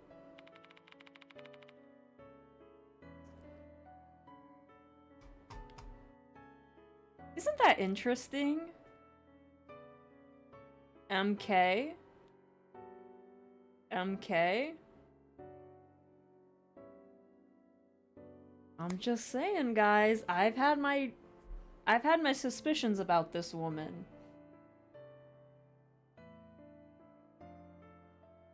I'm just saying. They say it's similar to Deathmark, but it's Japanese only. I hate when games are like that. It's like, oh, this is a great game. It's like another game you like. However, it's in Japanese, and it's like, okay, well, poop. I can't speak Japanese. It's Michio. Sorry for calling so late. What's wrong? I can't stop thinking about Mr. Kokori's case. Are you alright? I survived at least, but Katakura's dead. Region lock. Hello, Antares. Welcome, welcome. And yes, I think that's like the worst thing. But I feel like they're getting a bit better about moving stuff over to the States. So that's nice, but also there's still a lot that is not getting over to us. Karate Man? Yeah, I failed again. I share the night's events with Michio. I realized I shouldn't talk about it with a student even though she's trying to help me. However, my mouth starts moving before I can think about it, and it'd be more trouble to stop talking once I've started. Maybe I'm just too exhausted to care. Oh, I see. I get why you're blaming yourself, but it's not your fault. It's the Departed's. We need to put a stop to the Departed quickly. We'll help you figure out who it is. Why? Why are you still helping me even after everything terrible you've gone through? Is it really just curiosity? At first, yeah, but now I'm doing this because I don't want you to die. You've saved our lives and you understand our curse. That made both of us so happy because we didn't think we'd ever have the guts to tell anyone about it. Michio. Remember this, Mr. Bean. You're not just a teacher to both Hime and I. You're our precious teacher. Me? Their precious teacher? I never expected anyone to call me that when I've been told I have to fill in as a temporary teacher. I should feel some kind of pride over it, but it triggered a memory of something Mashida told me. What you should do is start looking at everyone around you as a potential suspect. Ooh, see, maybe Mashida has some lines. Are you listening, Mr. Bean? Oh, yeah. Sorry, I was spacing out a little bit. Guess I'm just exhausted from tonight. Well, that's natural. Sorry for taking your time. Have a good rest. Good night. Suspect everyone, huh? That's tough to do.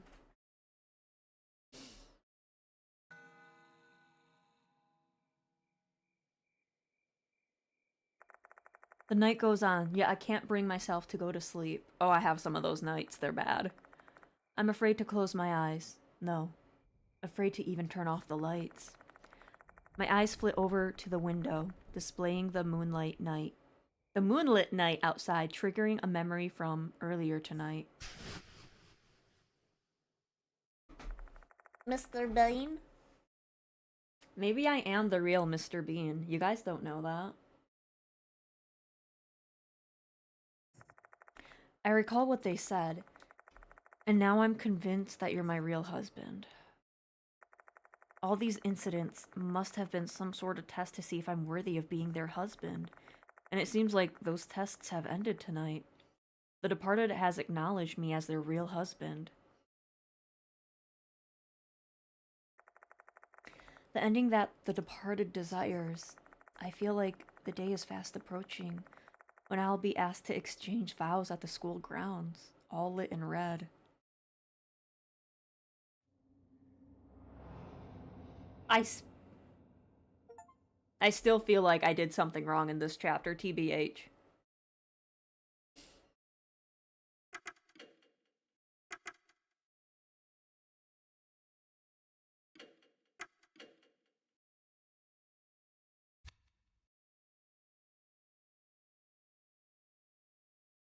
But let's start chapter 6. This chapter should be a bit shorter, so that's good.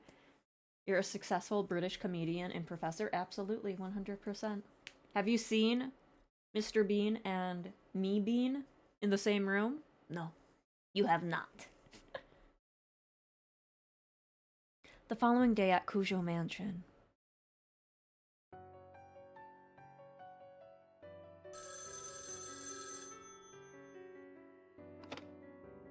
Hello? Ida Nakamatsu here. Oh, hi. Thanks for your help last night. What do you want? Actually, Miss Yasaoka called me this morning to tell me something. The departed's figure is getting darker and darker each day. You should back away from this now. Oh. Coming from a spiritualist like Yasaoka, those words would carry some serious weight. No wonder he's scared. Ida's information has really been a great help, but with all the people we've lost on this case, there's just no way I can try and talk him into risking his life to help me out. I got it. You were a great help. Thanks for all the work you did for me. Oh! I'll get back to teaching you how to work a computer once this case is over. We'll start with the internet use. That'll be something nice for you to look forward to, Bean. Yeah, thanks. This is fine.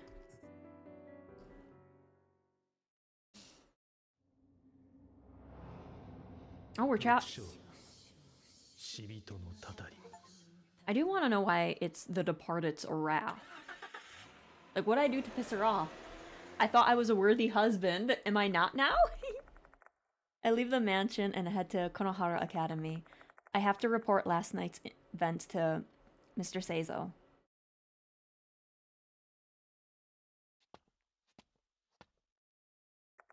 I enter the special building and walk towards the infirmary. As usual, there's nobody inside. I better go to the faculty room. Mr. Seizo's waiting for me.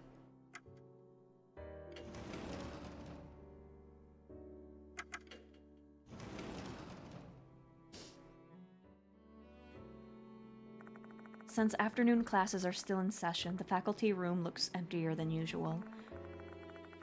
Mr. Seizo, who's sitting in the back of the room, notices my arrival. Ah, you're here, Bean. His voice sounds weak, and for some reason his complexion doesn't look so good. Are you alright? I assume you are inquiring about my physical condition. No, I am not well. I've been feeling lethargic and sluggish all morning. Perhaps it's the ravages of stress taking a toll on my body. But that's enough about me.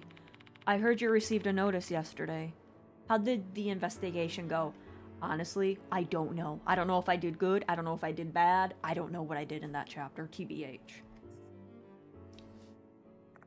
I give him a detailed report about Mr. Kokori's case from beginning to end, the sour expression on his face as he listens to me, recounting the events of last night tells me all I need to know. Goodness gracious. First Izumi, then Naomi, and Okarakura. 3 students have gone missing under my watch. I think more have gone missing. Ribbon. You forgot Ribbon. And yet, you failed to protect the targeted student. Oh, and yet again, you failed to protect the targeted student. Okay, dude, just throw salt into the wound. Rude. Oh my? Can't even find the words to justify your poor performance? I suppose it's better than forcing me to listen to your pitiful excuses, though. Damn! Mr. Seizo, you can fire me if you like. But how would you stop the departed then? Mr. Seizo falls silent at my words. You're right. No matter how many valid complaints I have, it doesn't change the fact that you're the only hope I have of rectifying the situation. I let out an overly exaggerated sigh. I understand the situation he's in. Plus, what else can I do other than threaten him to stop bothering me? However, one more victim, and you'll be dismissed. Sakamoto has me... Sorry, that's Ritsu. Ritsu has me backed in a corner. She's suspicious of you, especially in regards to Himiko and Michio. But she's misunderstanding the situation. Your last chance. Understood? Yeah. Good. That's all from me then. Don't let me down, Bean. Ribbon was before he came. That's what I thought, but I just thought it was like a little bit after Seizo came in, but I guess it was before. I leave the faculty room, feeling Mr. Seizo still staring daggers into my back. Honestly, I couldn't care less if Mr. Seizo and Ritsu suspect me. But if I get kicked off campus, I won't be able to investigate. And I know I'm the one who can pursue the departed and bring an end to this. I can't afford to make any more mistakes. A chime sounds over the speakers. Looks like class is over already. What do I do now? I really want to start doing some investigating, but I have no idea where to start. The departed, who is still hiding at Konohara Academy, is playing their cards well. There don't seem to be any clues left. If I have to pick one spot that still has some ties to them, the clock tower seems like the prime spot. Oh yeah, we're going back to the clock tower. During summer vacation, Himiko and Michio saw the female doll in the red dress there. At that moment, their bodies were afflicted with a curse. If the departed was the one who caused it, then that tower is probably connected with them. There might be something there. Maybe I can get some information if I talk to her. Should I go visit her? Let's, I want to see if there's any teeth in this chapter. 1 second. Because if there's teeth in this chapter, I want to get them.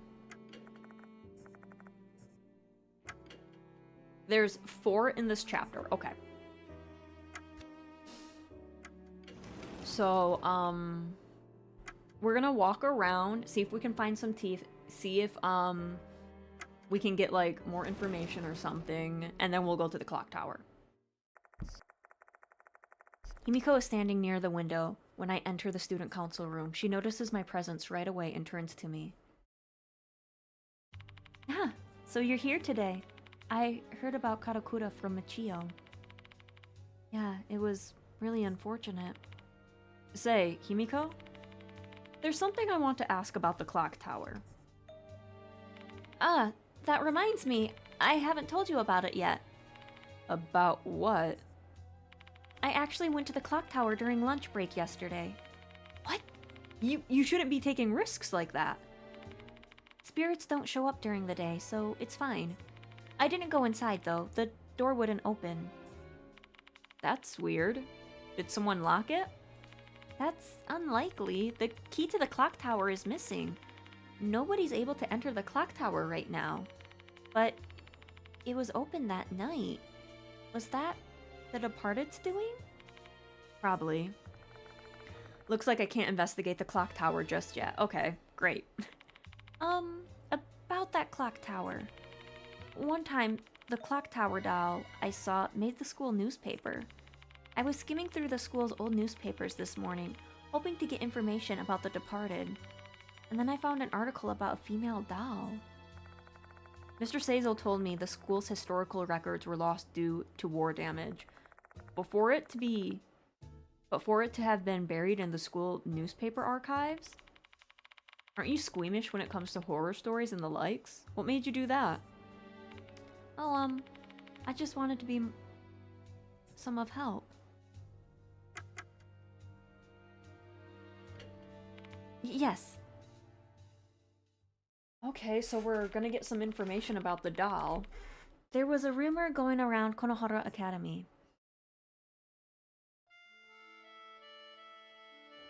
"60 years ago, the first headmaster built the clock tower to commemorate the school's 10th anniversary.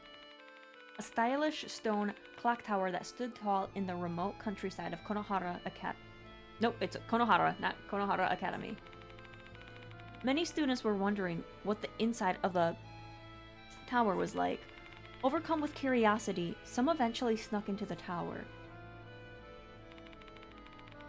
What they saw inside the tower was the first headmaster's collection.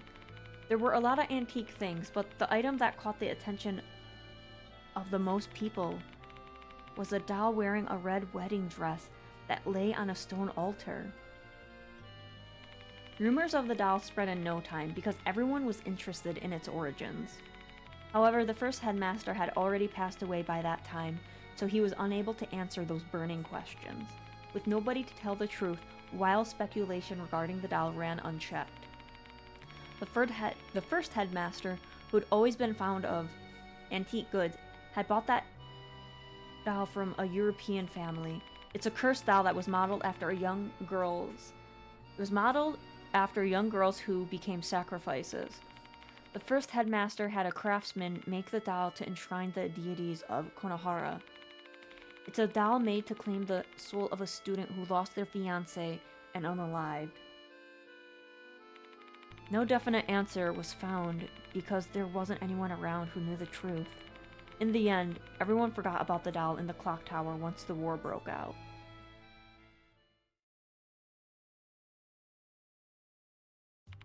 And that was the rumor featured in the school's newspaper. It's truly an interesting story, but the rumor has so many variations regarding the origin of the doll. Which one is true, if any?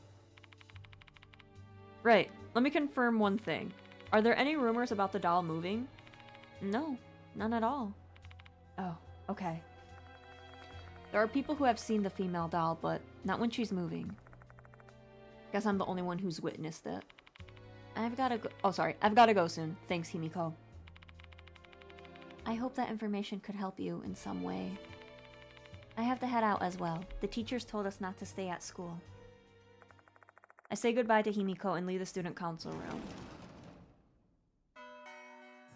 room. Interesting.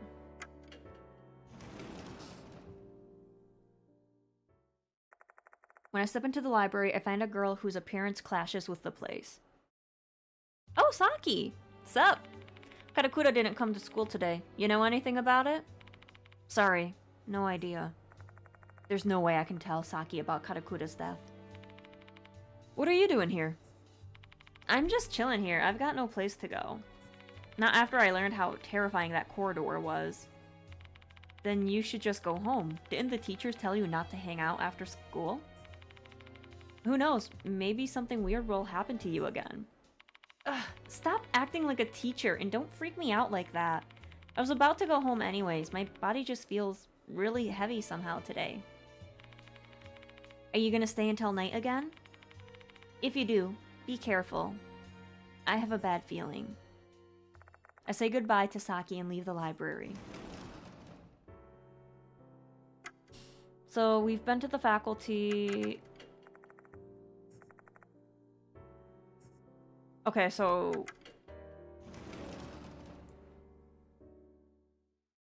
when I enter the faculty room for a second time, I see Ritsu inside.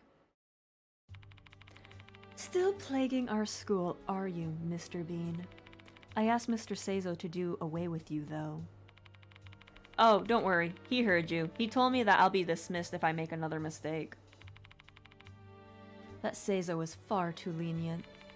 If an incident occurs, it'll be too late. We need to deal with this problem quickly. By problem, are you referring to...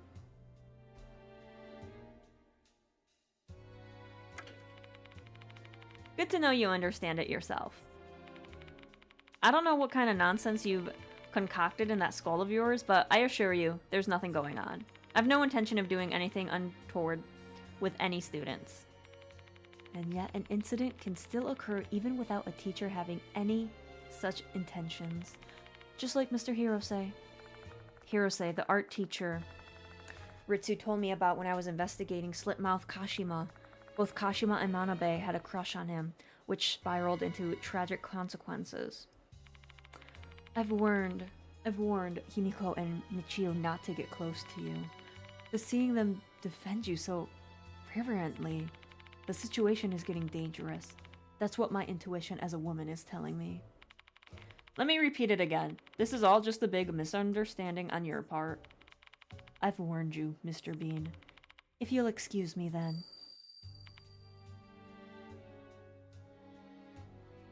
What happened? Ouch. Ritsu grimaces, pressing her fingers to her temple.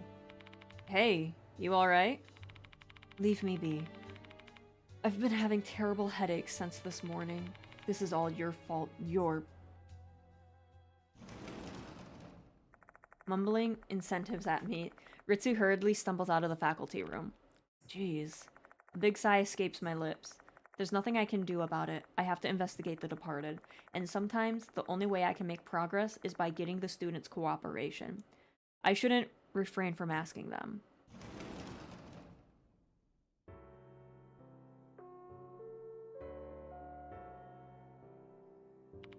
The school will be closing shortly. All students please promptly vacate the school grounds for today. It's finally time for the students to leave the school. I head back to the infirmary and try to come up with some kind of strategy for tonight.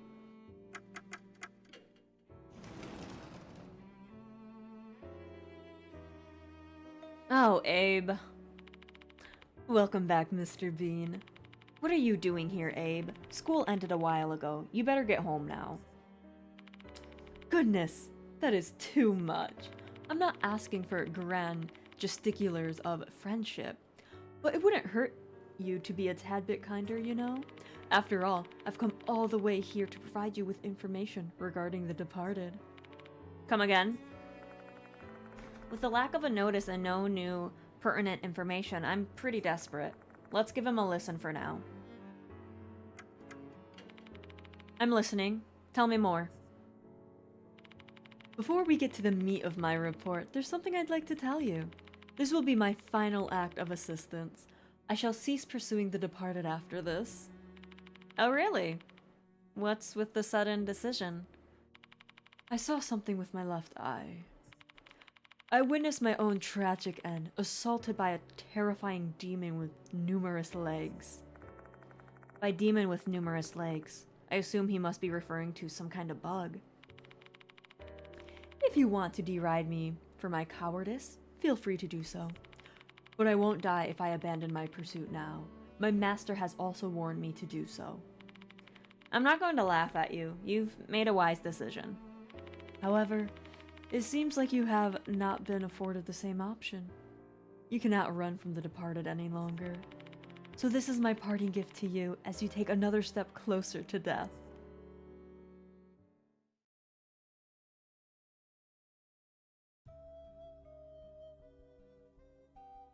The Departed, a name we learned through the notices. However, that sinister name has existed since long before we first heard it. 100 years ago, before Konohara Academy was even founded, a dark incident occurred on these lands. There was a small village called M-Town near Konohara. At some point, residents of M-Town succumbed to an unknown disease, In the end, the village was destroyed and the incident was forgotten. But one of the residents said this before they died. This is the Departed's wrath. This is the most valuable information I've found. That's some interesting information. Where did you learn it? From the former headmaster.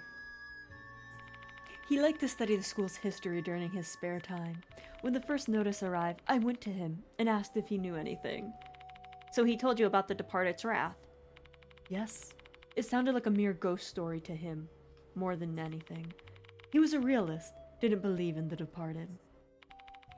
If I remember correctly, that headmaster died of a heart attack, didn't he?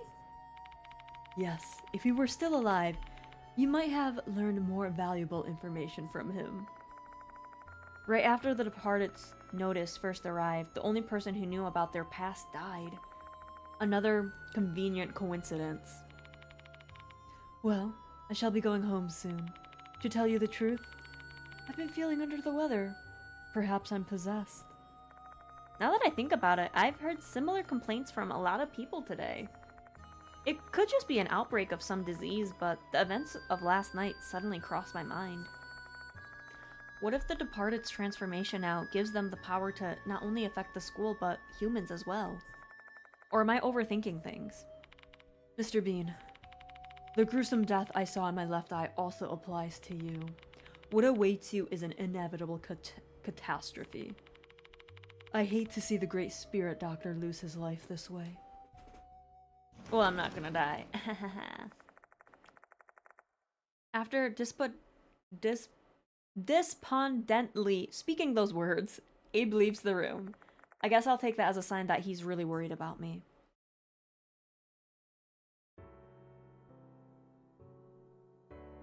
The sun sets and darkness falls on Konohara Academy. How many times have I greeted the night here? Who is calling me? Why is the phone ringing now? Hello?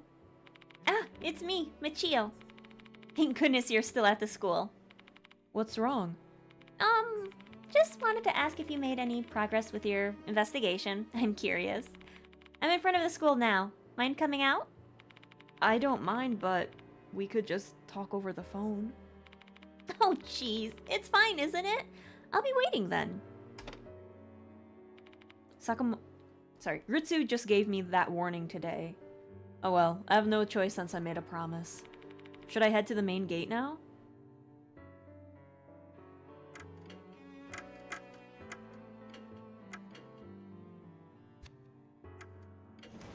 Alright, I guess we talk to Michio.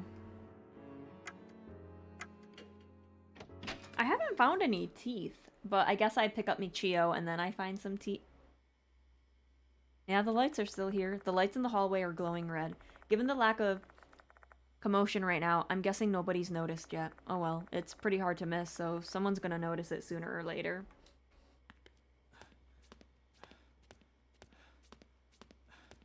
Let's see if anything else pops up for teethies. Because I'm gonna need as much as I can for the final boss. Anything? Nothing in there, okay. Let's go pick her up.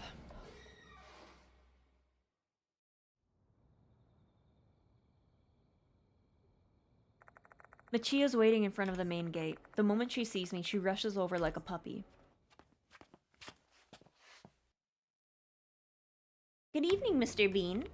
You look tired today. Not surprised, though. How are you feeling? Same old, same old. A bit tired since I haven't been getting a lot of sleep lately. Never mind that. How's your investigation going? Did you learn any new facts? Not a lot, but... I tell her about the story of the Departed's wrath and that I heard from Abe. Wrath of the Departed? That sounds like something from a fantasy novel. Did the previous headmaster tell you anything? Nope. I wasn't particularly close to him. I'm a student council vice president, but I usually just have Hime deal with the teachers. Okay. There's something that's caught my attention. I remember M-Town coming up in one of the cases somehow. Now that she's mentioned it, that name does sound somewhat familiar. In which case did the name M-Town show up? Wasn't it Slipmouth, Kashima? Thank you for the care package. I recall what happened when we were investigating Slipmouth Kashima. Yeah, I feel like I saw that name during Slipmouth Kashima's investigation. Where did I see the name M-Town? Wasn't it like, Now I have to think. This is a very thinky chapter. Where did I see the name M-Town?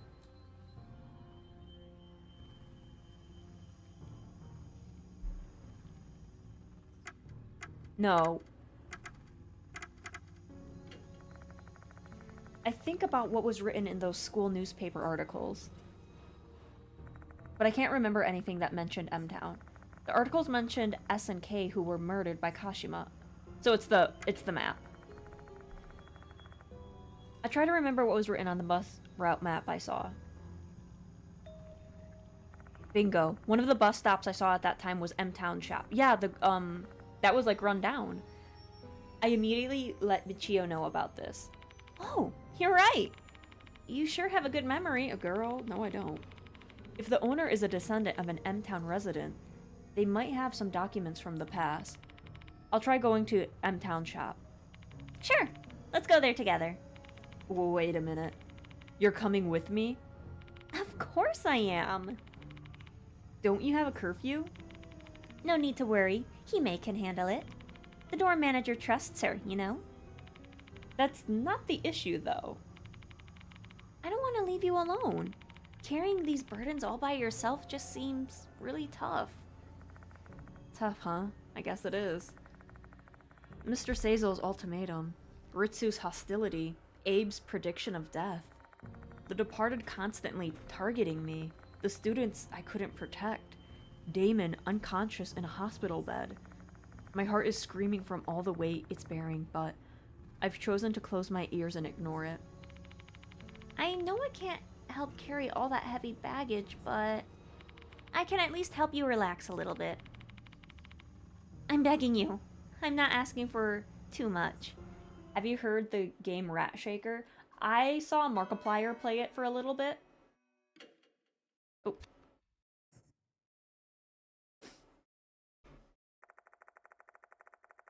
Her kindness tastes as sweet as honey to my exhausted mind. Sit down in my thinking chair and think. Yes. You interested? I don't know. To be honest, I really don't know. I kind of just like looked at it for a bit and then I stopped watching the video. Except there's a chance she might be the departed. Michio and I climb into the car I parked near the school. M-Town shop isn't too far from here.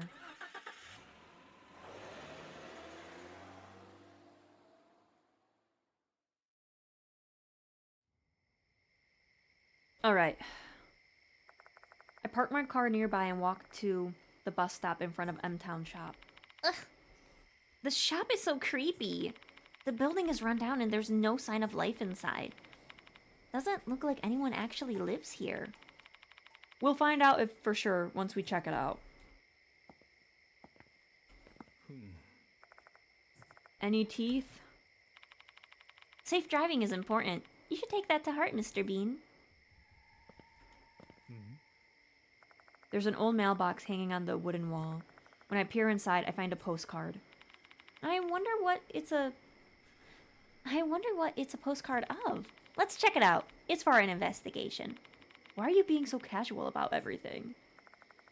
Without responding and before I can tell her to stop, Michio's already got her hand on the mailbox lid.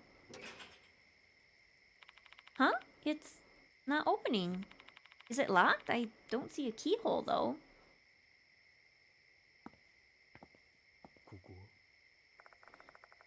There's a faded paper with the word morning on it pasted to the glass door.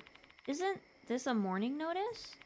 I think they hang it on the house and they're supposed to remove it after 49 days. You sure know a lot of strange things, huh? When my grandma died, one of my relatives told me about it. But does that mean someone here passed away sometime in the past 7 weeks? I suppose it would imply that. The other side of the dusty glass door is pitch black, preventing us from seeing inside the store from this vantage point.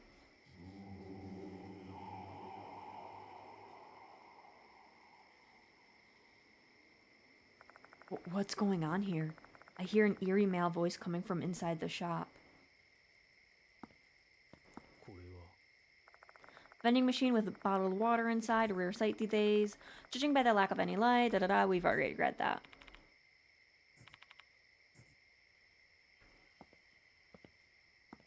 Maybe this opened?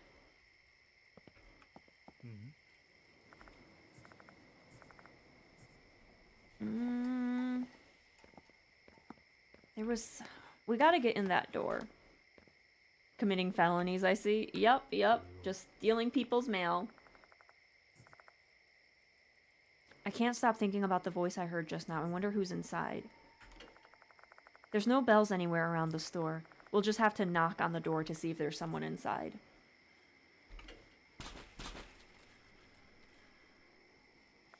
There's no response. Maybe they're asleep. Let's try it again.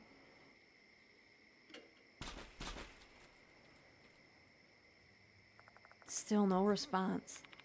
Let's give it one last try. Third time's the charm, right?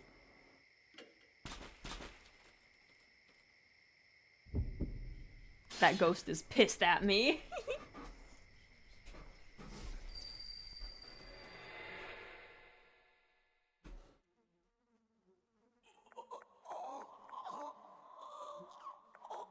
My head. My head. A scene suddenly flashes before my eyes, and that scene is... Oh! Of an elderly man laying on the ground of an old store. His head is deformed and swelling to the point of becoming gelatinous. Swarms of centipedes continue to issue forth from his eyes. Bugs. Bugs! This is the Departed's wrath.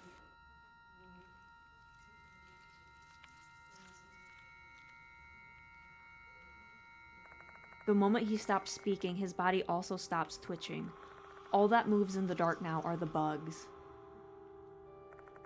I wonder what caused this to happen. I can no longer hear any response coming from his gaping mouth. There is one thing that I'm dead certain about. He said this was the Departed's wrath.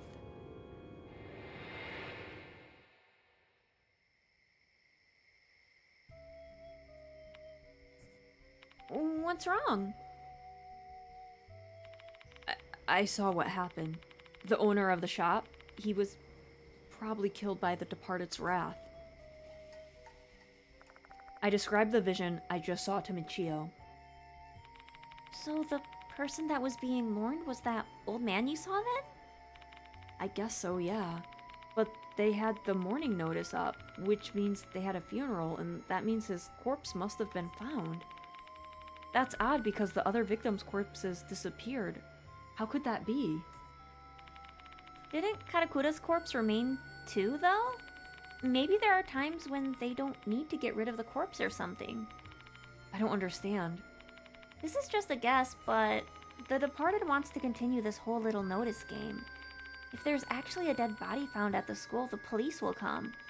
There's a chance that the school will be closed and then there won't be any students, so maybe they only discarded the corpses at the school. But Manabe's body also disappeared, and she didn't die at the school. That one was probably because of you, though. With that corpse in the hospital, the cops probably would have arrested you, and that's also not something the Departed wanted. That actually makes sense, since I'm supposed to be their husband. And this ends my sloppy deduction. Thank you for listening. Although she doesn't think too highly of her reasoning, I have to admit it does make sense. This corpse was found outside the school and had no ties to me. Therefore, it remained. Why was he cursed, though? I'm not sure, but maybe it's because he was a descendant of an M-Town resident? M-Town was destroyed by the Departed's wrath. While we don't know what exactly happened there, the wrath still remains and it killed the old man. Why'd the mailbox open? It came from the mailbox. I know it did. There's an old mailbox hanging on the wooden wall. When I peer inside, I find a postcard. Hello, Megan. Welcome, welcome. I hope you're having a lovely time zone. Let me take a sip and stretchy. But yes, I hope you're feeling better as well. I think the last time I was in your stream, you weren't feeling so well.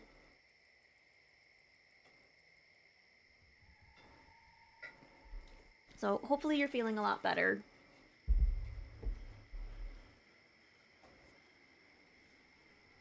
Oh god, my back. I have recovered. Nice, nice. I'm glad to hear that. Super glad to hear that. It doesn't look any different. Maybe I was just hearing things. Just to be sure, I try to open the lid one more time.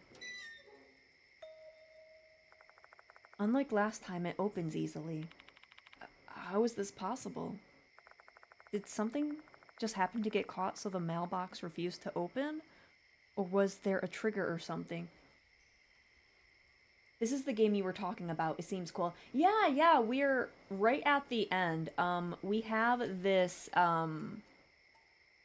short chapter, which we probably only have 30 minutes left of it. And then we're at the final chapter. So we're right at the end.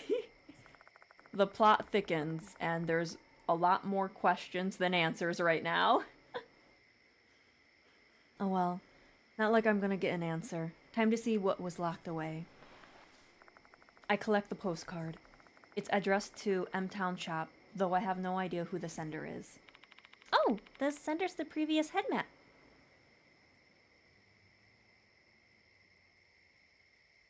The previous headmaster? Excuse me? What? I flip the card over and find some words of gratitude written on it.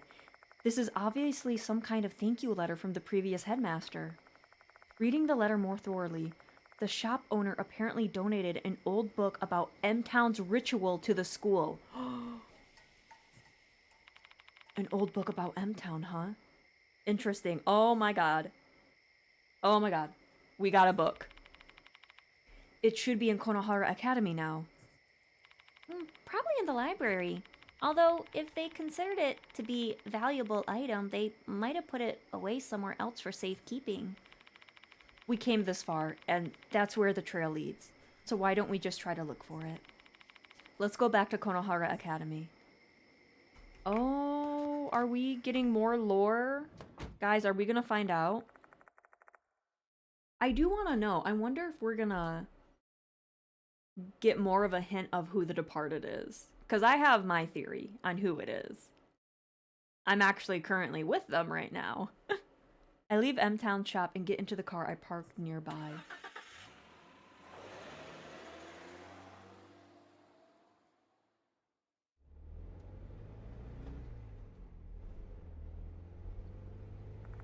The trip back to Konohara Academy should only take about 5 minutes if we don't get caught in traffic. Throughout the ride, Michio only stares blankly at the scenery outside. She was such in high spirits earlier. I wonder what's wrong. Say, Mr. Bean, do you have a moment? Michio calls out to me in a low, subdued voice, as if she were waiting for the right moment to spring something on me. I need your opinion on something. It's related to the Departed. Mind if I talk about it? Sure, go ahead. It's about the Departed's notices. Do you remember how many notices we've gotten? Including the one that arrived before I came to the school. Hang on, now I have to count. 1...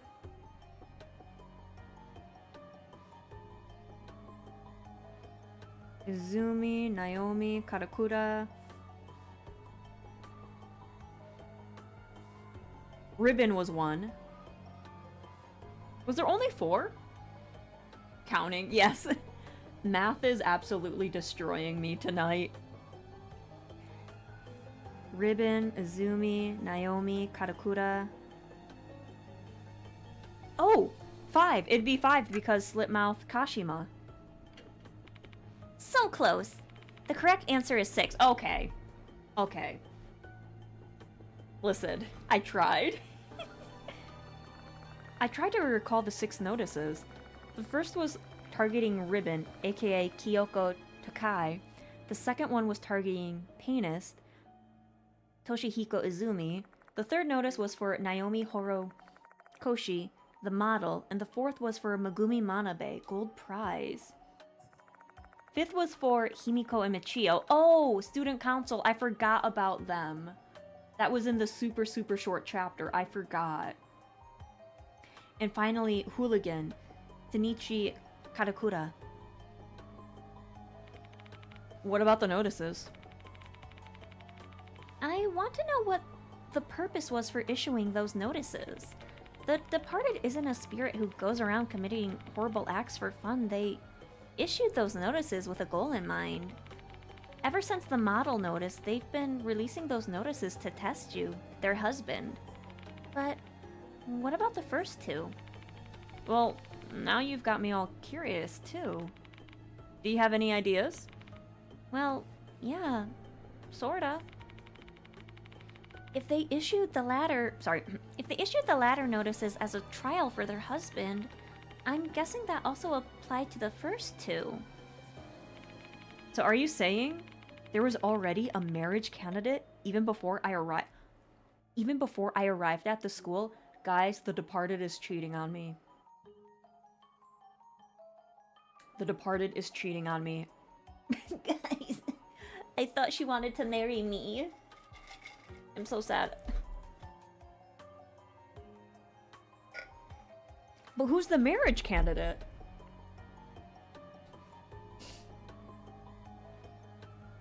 Let me stretch for a bit. Hang on. Oh, God, my back. My poor baby back.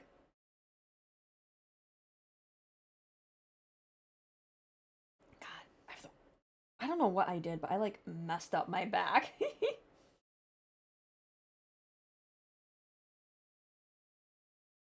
I need to stop sitting like a shrimp when I'm working. Yep. If I'm right, who do you think it was? The potential husband before me was...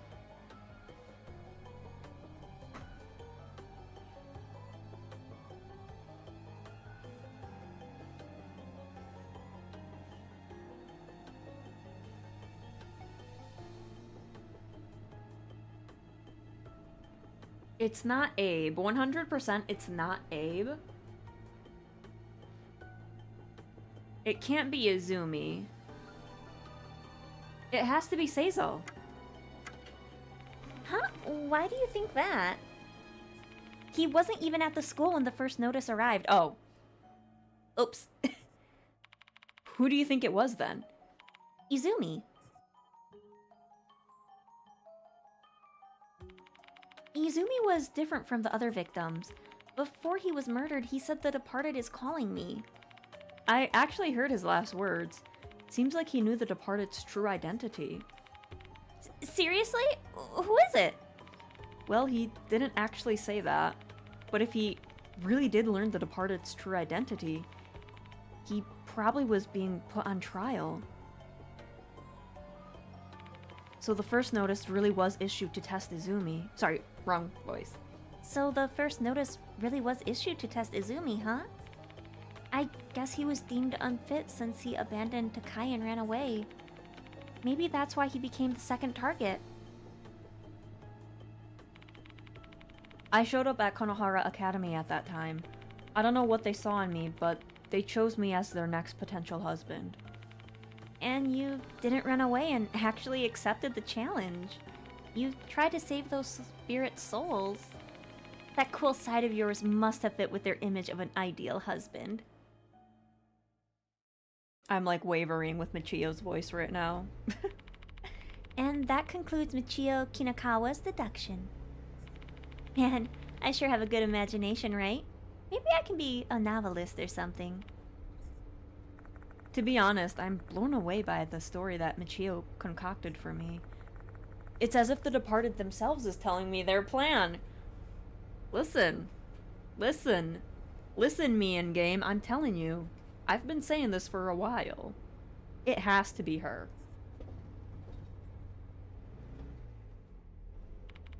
I would have never thought that you could piece together their train of thought so well. I'm surprised. Michio smiles, her fingers playing with her white hair. I suppose it's because that doll was cursed by the departed. Previously, she said she thought the departed was that female doll. I guess she still stands on that option. Somehow, I can understand how they feel. Like, when I was possessed by Kashima, the departed has been longing for an ideal husband for who knows how long. And then they found you. Michio?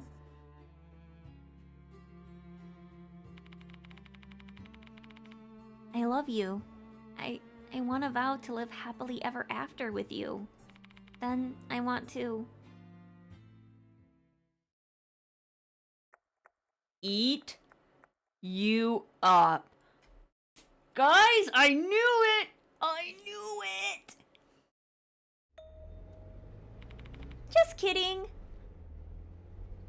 Girl, no, no. This is more evidence for me.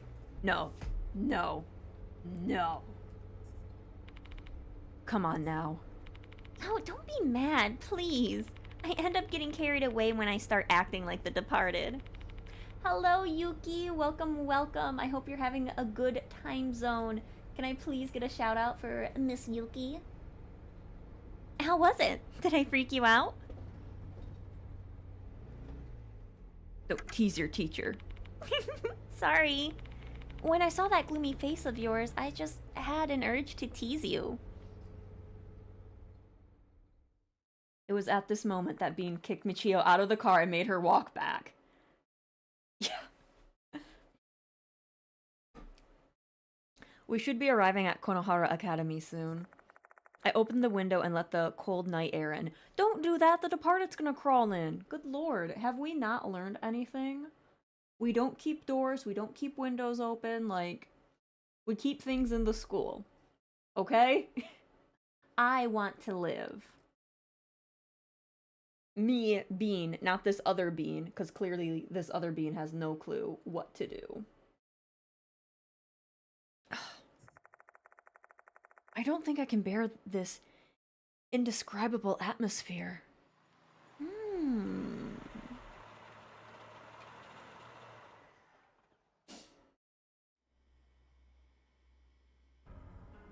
Whoa, why are the lights red? Oh, right, I didn't tell you about this. They've been like this since last night. I think the Departed did this, but I could be wrong. I see. Is this their way of trying to charm you? In what way exactly? Let's see. The departed thinks you're their ideal husband, right? They do, yeah? This is something I've seen on TV. In Shinto weddings, bonfires and paper lanterns are usually lit at night to illuminate the path of the newlyweds. I figure these lights are their version of that. They're really going all out to perfect every detail of their wedding, then. I mean, everything they do is pretty detailed. They issue fancy notices and even blend themselves in with people in the school. Bet they're having so much fun. I don't doubt that. Among spirits, there are some who feel their greatest pleasure when they're inflicting fear on humans. Supposedly an exquisite pleasure that humans cannot comprehend. The departed might be one of those spirits.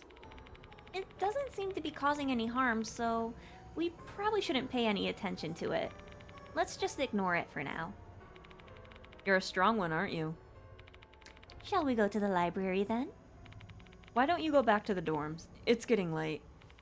Boo, don't wanna. Let me tag along until the end. I'm curious to know where this leads. But how about I promise I'll go home once we find the old book? Just let me stay until then. what if I don't want to? Then I'll still tag along. I better find that old book as soon as possible so this curfew-breaking student will go home. The best place to find a book should be the library.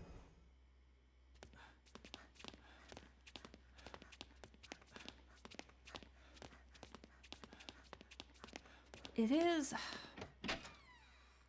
It has to be her, but like, I feel like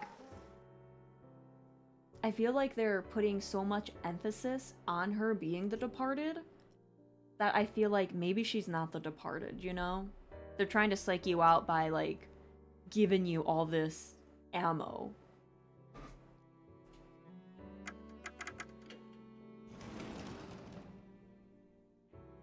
Alright, where's the book? There's a wooden book storage cabinet with a glass door. It seems to store special books that aren't allowed to leave the school premises. Since old books would be considered valuable items, it should be somewhere around here. Michio and I split up to check each book storage section. Each city's local documents and old maps are stored together in the school newspaper folder. I skimmed the documents hoping to find anything related to the departed, but to no avail. I can't seem to find anything that looks like an old book either. Hey, Mr. Bean. This book has some information about M-Town. Michio shows me a book titled H City's Local History, which was self-published by the previous headmaster. Issued a year ago. This book apparently was only given to the family and close friends. Thinking it might be connected to the case, I write down the bits about M-Town in my notes.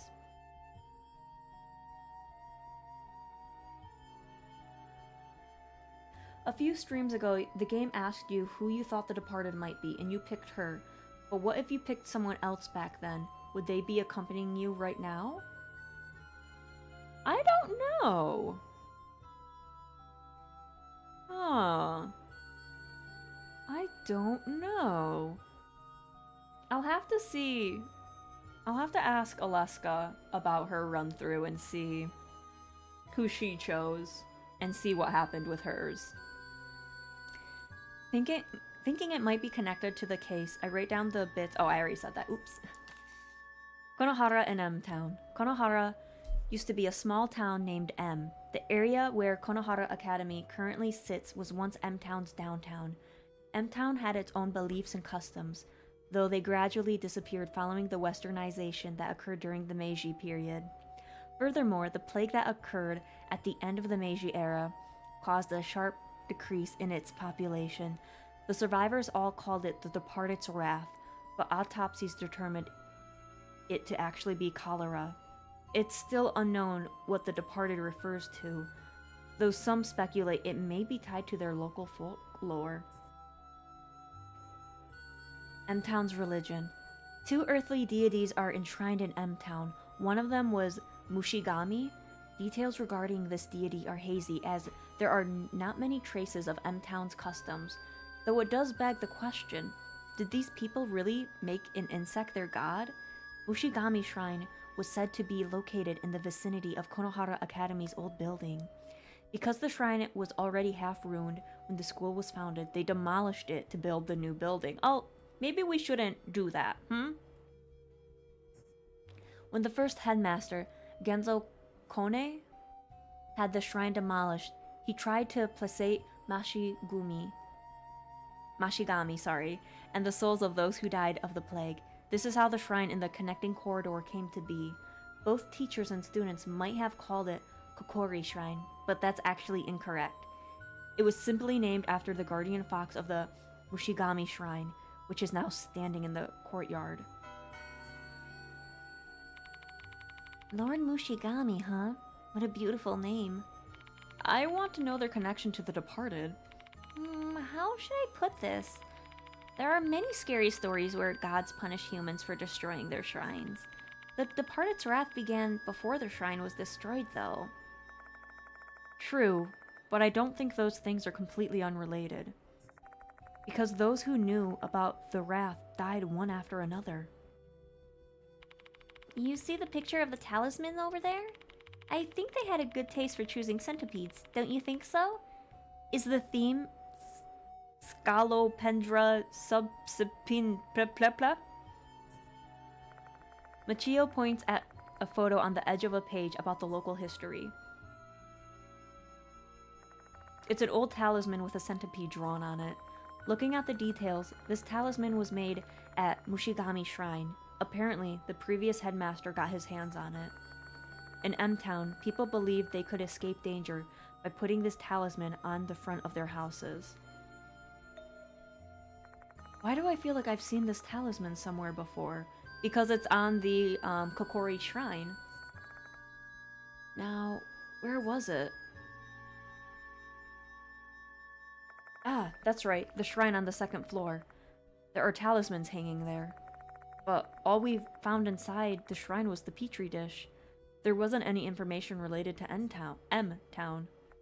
According to the book, the shrine was built to replace M-Town's Mushigami Shrine.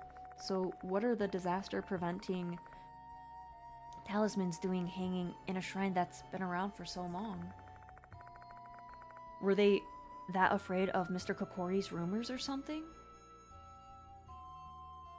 I just remembered, I saw that talisman before. Machio, who is peering at the book beside me, speaks up.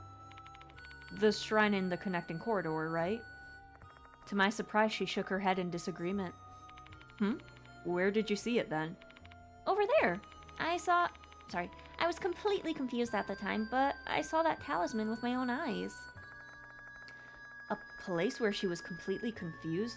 Don't tell me she saw that talisman at... It was... the storage room. Oh, you mean when I was possessed by Kashima? I was totally unconscious for that, not just confused. It's the clock tower. When both Hime and I were on the ground, I saw that talisman. Why don't we go inspect the clock tower? It's locked, though. It was open that time, no? I mean, it's already nighttime, so who knows? Maybe it's open again. It might be indeed. It doesn't make any logical sense, but I'm still willing to believe in that slim chance. Let's go to the clock tower. I have, like, found no teeth this run through. Not run through, but this chapter.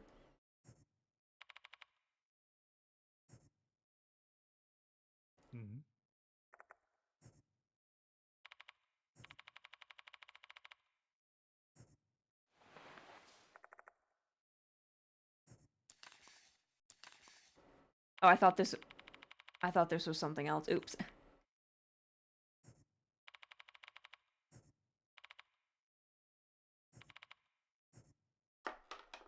Oh, there was a tooth in there. Cool, we got one.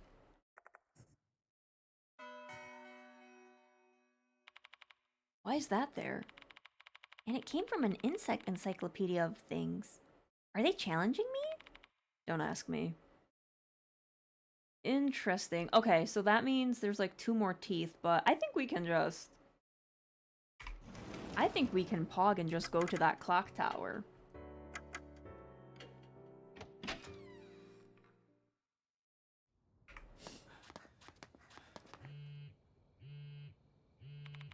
Oh, I'm getting a call. Hello? Oh, what's up, Hime? I'm helping Mr. Bean right now. We're gonna go to the clock tower. Don't worry about me, I'm fine. Mr. Bean is here with me, so we'll be fine even if the departed shows up. Don't be mad, Hime. I promise I'll be home in 30 minutes. Cover for me in the meantime. Hime is mad. I mean, she's always kind of irritated by my actions, but she doesn't usually scold me. She's worried about you. I guess so, but she's also worried about you too. She likes you, you know. Enough with that nonsense, please. No, I have proof, alright? Hime's always been well behaved, but she's totally ignored all Miss Ritsu's warnings. You know why? Because she's really giving her all for you. You think so? Absolutely. Please treat her well. Clock tower? Alright. Let's see what's in the clock tower. Once again, I arrive at this place. I recall the story I heard from Himiko this evening. During summer break, Himiko and Michio discovered the doll the first headmaster put in here. Is it here? So I ask, swallowing down my saliva. My mind is screaming that I am in grave danger and should not take one step closer. That bell again. Michio doesn't seem to hear it. Am I really the only one who can hear it? The bell stops ringing. What's wrong? Nothing. Let's go.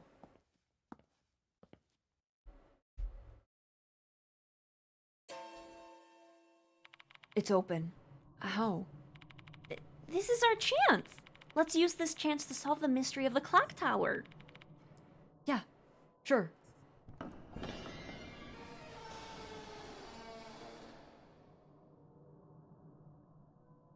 There's not a lot here. I step into the clock tower. The unpleasant smell of dampness and mold hits my nostrils immediately. Wait outside, Michio.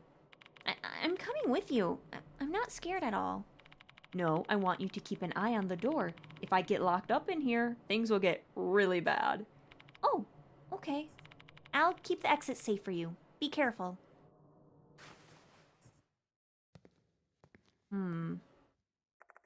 Michio leaves the clock tower. Alright, let's check this out. An old Western-style cabinet with several talismans pasted on it. What do you know?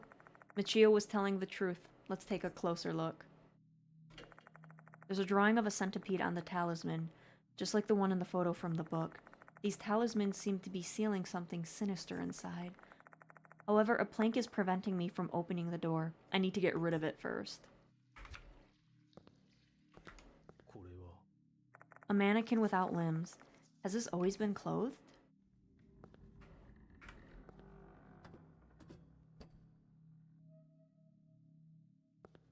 Oh! A dusty stone floor. Now that I look closely, I can see something resembling a tooth stuck in the gutter. Take it. My finger should be able to fit in. Should I take it out? Yes, absolutely. Dig. I wedge my finger in and try to fish out the item.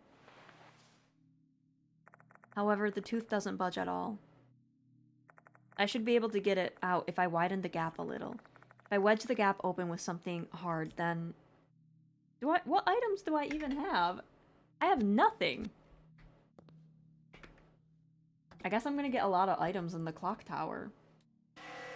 Oh, hello? Okay, kill? No, thank you. Who was that? I blurt out the question. But there's no reply. The silent darkness is the only thing accompanying me in here. There's a large wooden box against the wall. I peer inside to find a crowbar and a wrench. Yes! I can use these to get rid of the plank.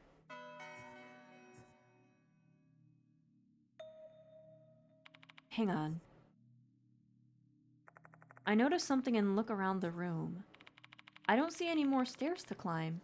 This is the top floor. But there's no altar here.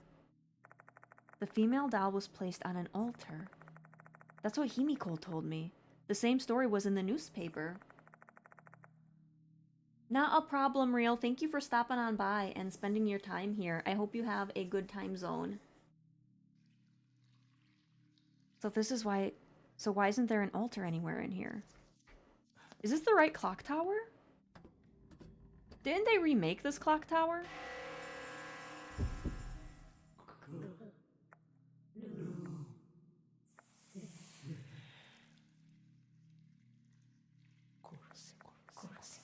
Oh. I have a bad feeling about this. Oh, that is taking my health down. Oh. Shut up!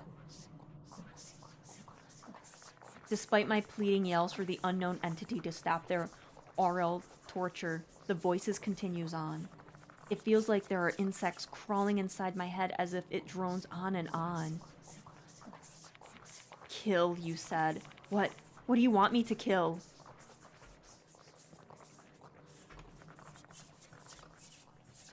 I'm a little concerned here. Let's see. We're gonna use... Maybe I can get the tooth out if I widen the gap with this tool. Take aim and swing down. The gap's widening. The tooth is free. Excellent.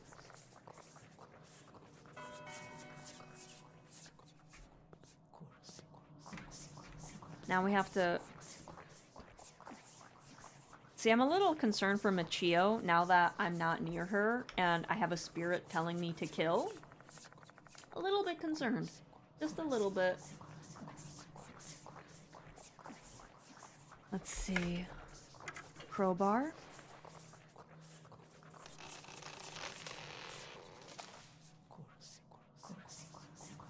I use the crowbar to remove the plank before getting rid of the talismans. Then I open the door. There's an old book inside. M-Town's Private Records is written on the cover. Is this the old book we're searching for?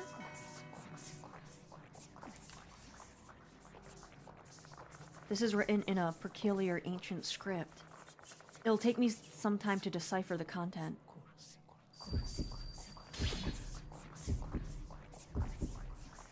Shit, my headache's getting worse. But I have to read this. This must be where the departed secret...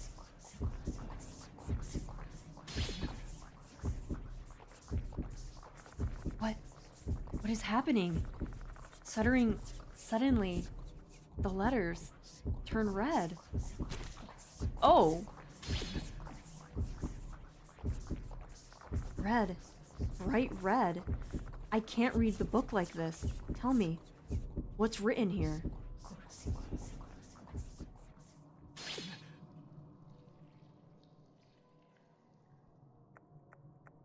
Kill? Do you want me to kill someone that badly? But who?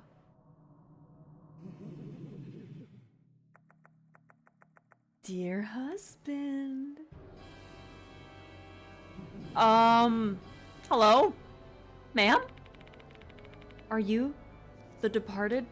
Did you eat Kokoro? This is neither a dream or a hallucination. The departed really has transformed. Dear husband.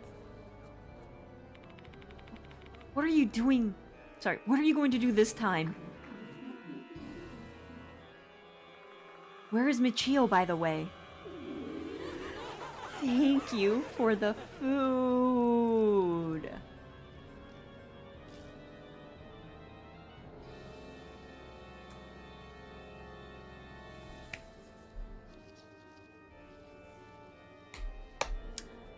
Guys, I think we fucked up. Don't tell me you ate Michio?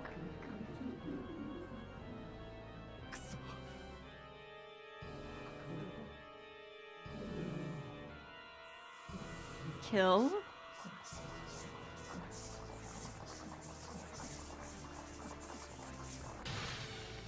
Kill who? You've killed so many people already.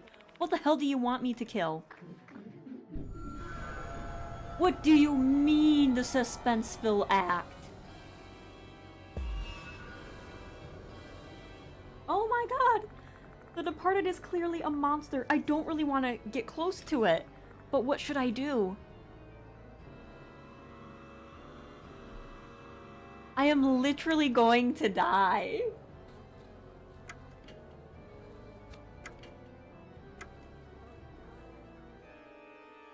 At least everything costs 0.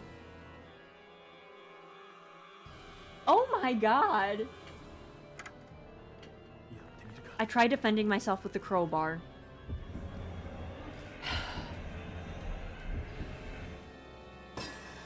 Well, I succeeded, but I hold the crowbar and strengthen my defense, but the Departed doesn't move an inch. I can see a faint smile on the Departed's face. What face? That was the wrong choice. Oh, God.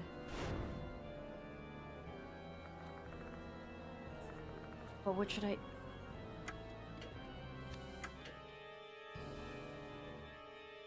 Do I threaten to throw it? I try throwing the wrench near the Departed's feet. Hello? Did I manage to intimidate them? The wrench hit the Departed's feet instead of hitting the floor near their feet. Oh, great. Something about the Departed's scream earlier seems strange to me. Looks like the attack is working. I want to believe I made the right choice. Dear husband. No, no, no, no, no. No, no, no. No, no, no, no, no, no. Dear husband. Kill.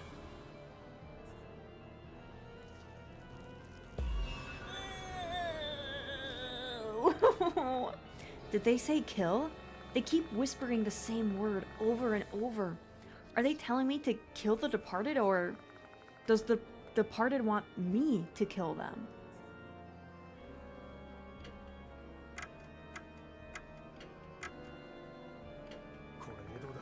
Trying to think about the situation. I can't forgive the Departed if they killed Michio. I tried to swing the crowbar at the Departed.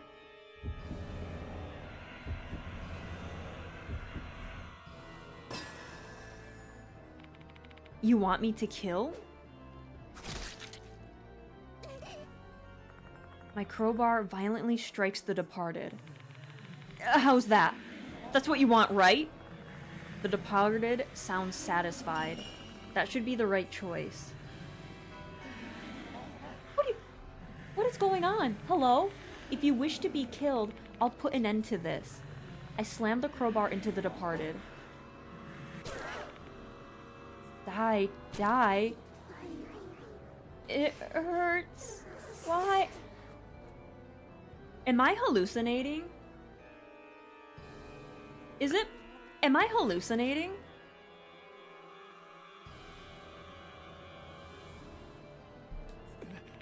Shut the fuck up. I swing the crowbar with reckless abandon. Die. Die. Die.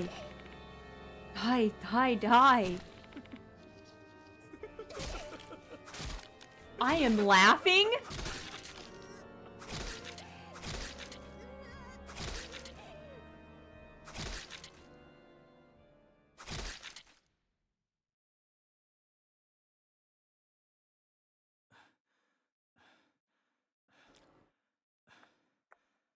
Why?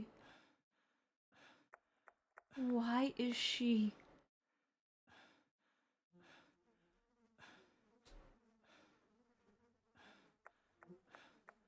on the floor?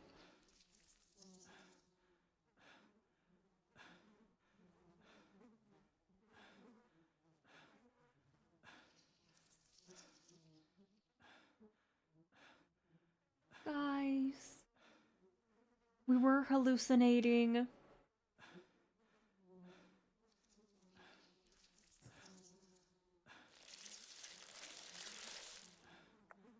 Bugs.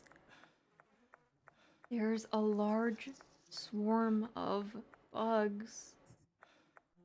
The bloody body is covered in bugs.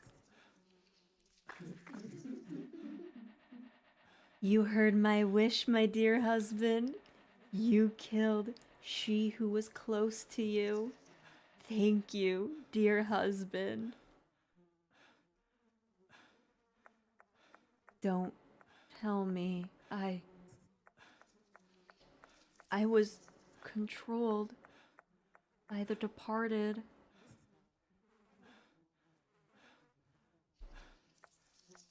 Then I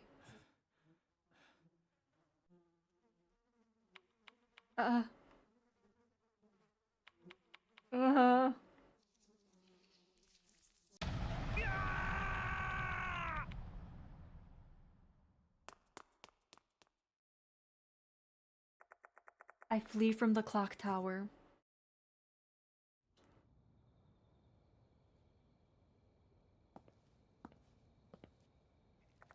I roam about aimlessly with the crowbar in hand. I was being controlled and attacked the spirit in front of me. But it wasn't a spirit. It was Michio, even though my eyes saw the departed.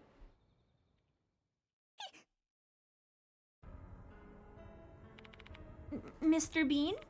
What's going on? What are you doing with that bloody crowbar? Himiko, why are you here? I was worried since Michio hasn't come home yet. Where is she? What happened, Mr. Bean?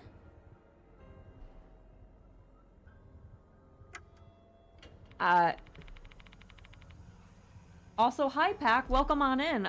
You came in at a very interesting time. You just came in to get traumatized, as the rest of us. That's fantastic. Welcome on in. Hope you're having a good time zone. Oh my god. Oh.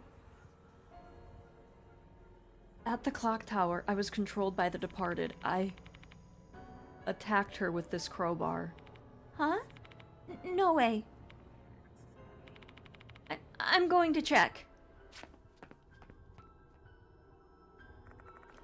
Himiko rushes over to the clock tower. Even knowing the departed might still be there, I can't stop her from rushing inside. She returns out after a while. She looks as emotionless as a wax statue, but her eyes are red and swollen. I saw her. She just stares at me, shell-shocked. Girl, same. She doesn't even cry or lash out at me. Her mind can't even process what she should do. Mr. Bean? What are you gonna do now?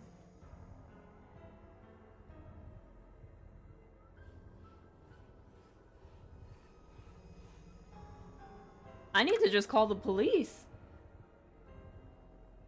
Or an ambulance. But I'm pretty... We'll do an ambulance. No, it's too late.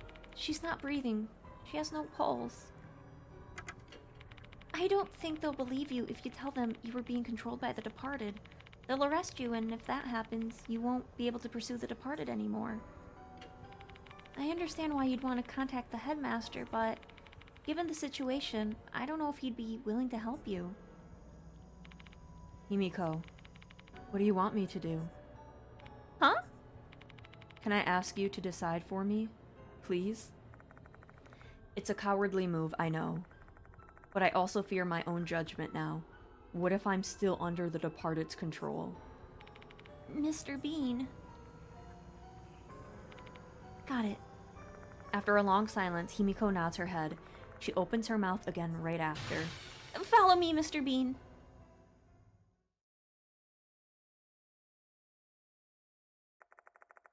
Once Himiko has settled on a course of action, she quickly regains her composure.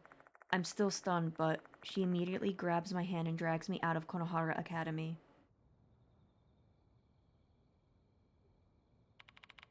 Can you drive? Yeah. We better head to your home first and come up with a plan there.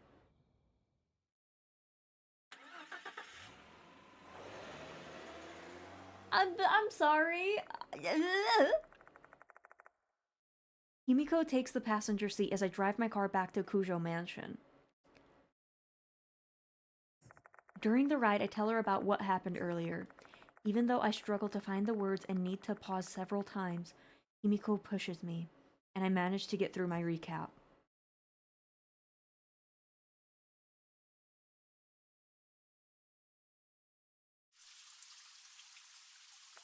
Once we arrive at the mansion, I take off my sweat-soaked shirt and take a hot shower. Or in Himiko's words, I warm up my body and calm my mind down. Her firm attitude and language reminded me of my late sister. My sister often tried to whip me into shape and scolded me for being lazy.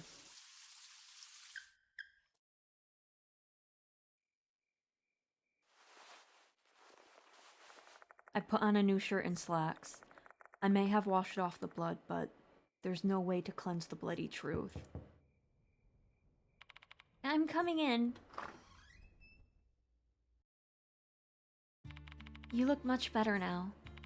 Yeah, thanks to your help. Oh, please. Why are you helping me? I was being controlled, but it doesn't change the fact that I killed. Can you please stop? I know you didn't do it of your own will. Weren't you fighting the departed? That's what I thought. But it turned out it wasn't the departed. Mr. Bean. If you truly care for Michio, then please, avenge her. That's what I wish, and I'm sure Michio would feel the same. I want to do that, but there's a corpse in the clock tower. If someone discovers it, then It'll be fine. It's on the school's ground, and if the departed is involved, her corpse should disappear. That is so... Oh, why? She might be right. The departed probably doesn't want me to be arrested and barred from the school grounds. They're as cunning as a human. Everything that's happened so far is probably all part of their master plan. As long as the both of us keep this quiet, you won't be suspected of murder. So you're saying you want us to continue the investigation while keeping Michio's death a secret? Exactly. I'll never forgive you if you say you want to run from the departed now. Himiko's levels a determined gaze at me. I can see black flames burning in her eyes. She's really pissed off at the departed. Maybe granting the wishes of the girl whose best friend I accidentally killed is the best way for me to atone for my actions. I'm begging you. Please, hunt down the departed. Thank you. Let me help you out. Please, avenge Michio. Himiko falls into my arms. Michio, why? Why? Himiko sobs deeply into my chest. This must have broken her. A girl who lost her best friend and now feels like she's been left all alone in this world. This wound will never heal. If there's one reason I'm still on this earth, it must be that I'm intended to bring an end to this cursed case and bring her some relief.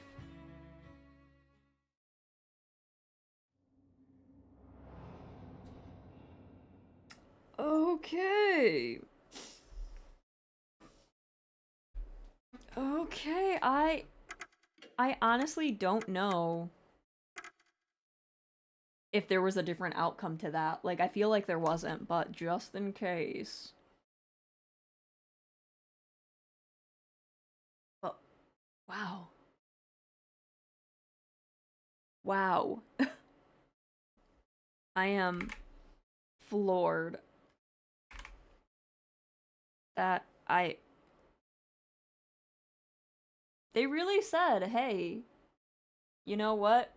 We're gonna make you think this girl's the Departed, and she's not gonna be the Departed. We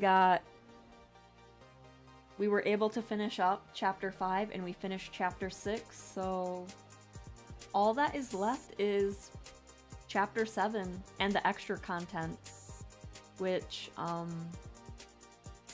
maybe we'll probably call it here tonight, just because, like, if we start the next chapter, it'll be really hard to quit, and I don't really want to, stream, like, 6 hours.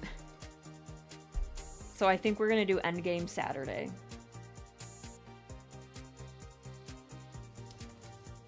But yeah, what? Huh? Guys, I don't know.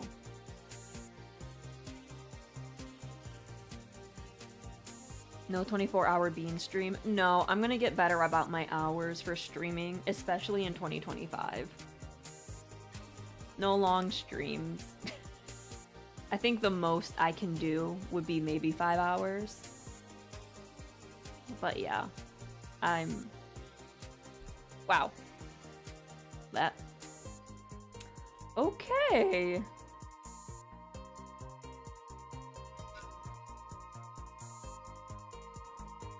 Yeah. Wow. Yeah.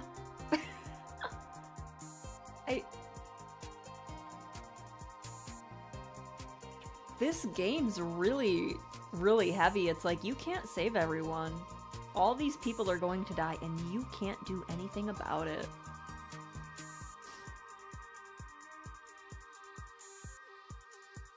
Thanks for the stream. Yeah, not a problem, Yuki. Not a problem at all. I'm glad. I hope people enjoyed this stream. I was stumbling over my words a lot, for sure. Accidentally killed my partner. That happens. Like, oh god. Well, I want to know why we were like, how did we like hallucinate? I just want to know, like, what happened? Hello? Is it because I like followed the Departed's orders and that's why she was able to like control me? I'm floored. I had to throw away my mushroom-infested centipede, and then I lost a partner. It's... Wow. Wow. Insane. Ugh.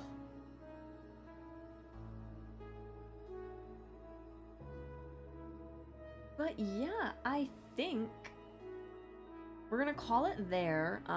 Let's see who we can raid into. There's a lot of people actually streaming tonight, but it's also Friday. So that makes sense. We haven't raided into Alaska in a long time. Hopefully all questions will be answered next in the next episode of Beanball Z. Beanie Ball Z. That, oh my god. It's so It is so crazy. Like, in the first game, at least you feel like you're doing something and you're saving people, but... this game, you're saving no one. It's insane. But yes, thank you guys so much for hanging out with me. Sorry for the traumatic last chapter. We'll finish up the game Saturday, I hope. I wanted to see if I could do the extra content too, so I don't think we're gonna be able to get the bad endings. But we'll see. We'll see how it goes. I know this one is, I believe I saw some people clock it in at like 3 hours or so. And since I flap my jaws a lot, it's gonna take longer than that. Ugh. So yeah, we'll see what tomorrow brings us. But yes, I have my socials there. I'll still be active on my socials when I'm on my break. I'm gonna try to get better at social media too. Let's see. We're getting closer and closer to YouTube partner. I hate having to like promote myself like this, like crazy, so I do apologize, but I am pushing for YouTube partner. We're getting closer. Close. So if you could mayhaps follow or watch things, I would very much appreciate it. But yeah, let's go say hello to Alaska. She's doing Nancy Drew. Oh, she's only been streaming for 20 minutes? Okay. I thought she was streaming a lot earlier. But yeah, let's go say hello to Alaska, and I'm just going to process that I killed my partner because I was hallucinating. Yeah, that happened. Wasn't thinking of that, but you know, I love Nancy Drew. Yeah, she's doing the White Wolf one. What is that gif? Is it a little creature? It's a little creature. But yeah, thank you guys so much for coming on in. I appreciate you all. I will see you tomorrow for more Deathmark, and then we'll go from there. I will talk to you all later. Bye-bye.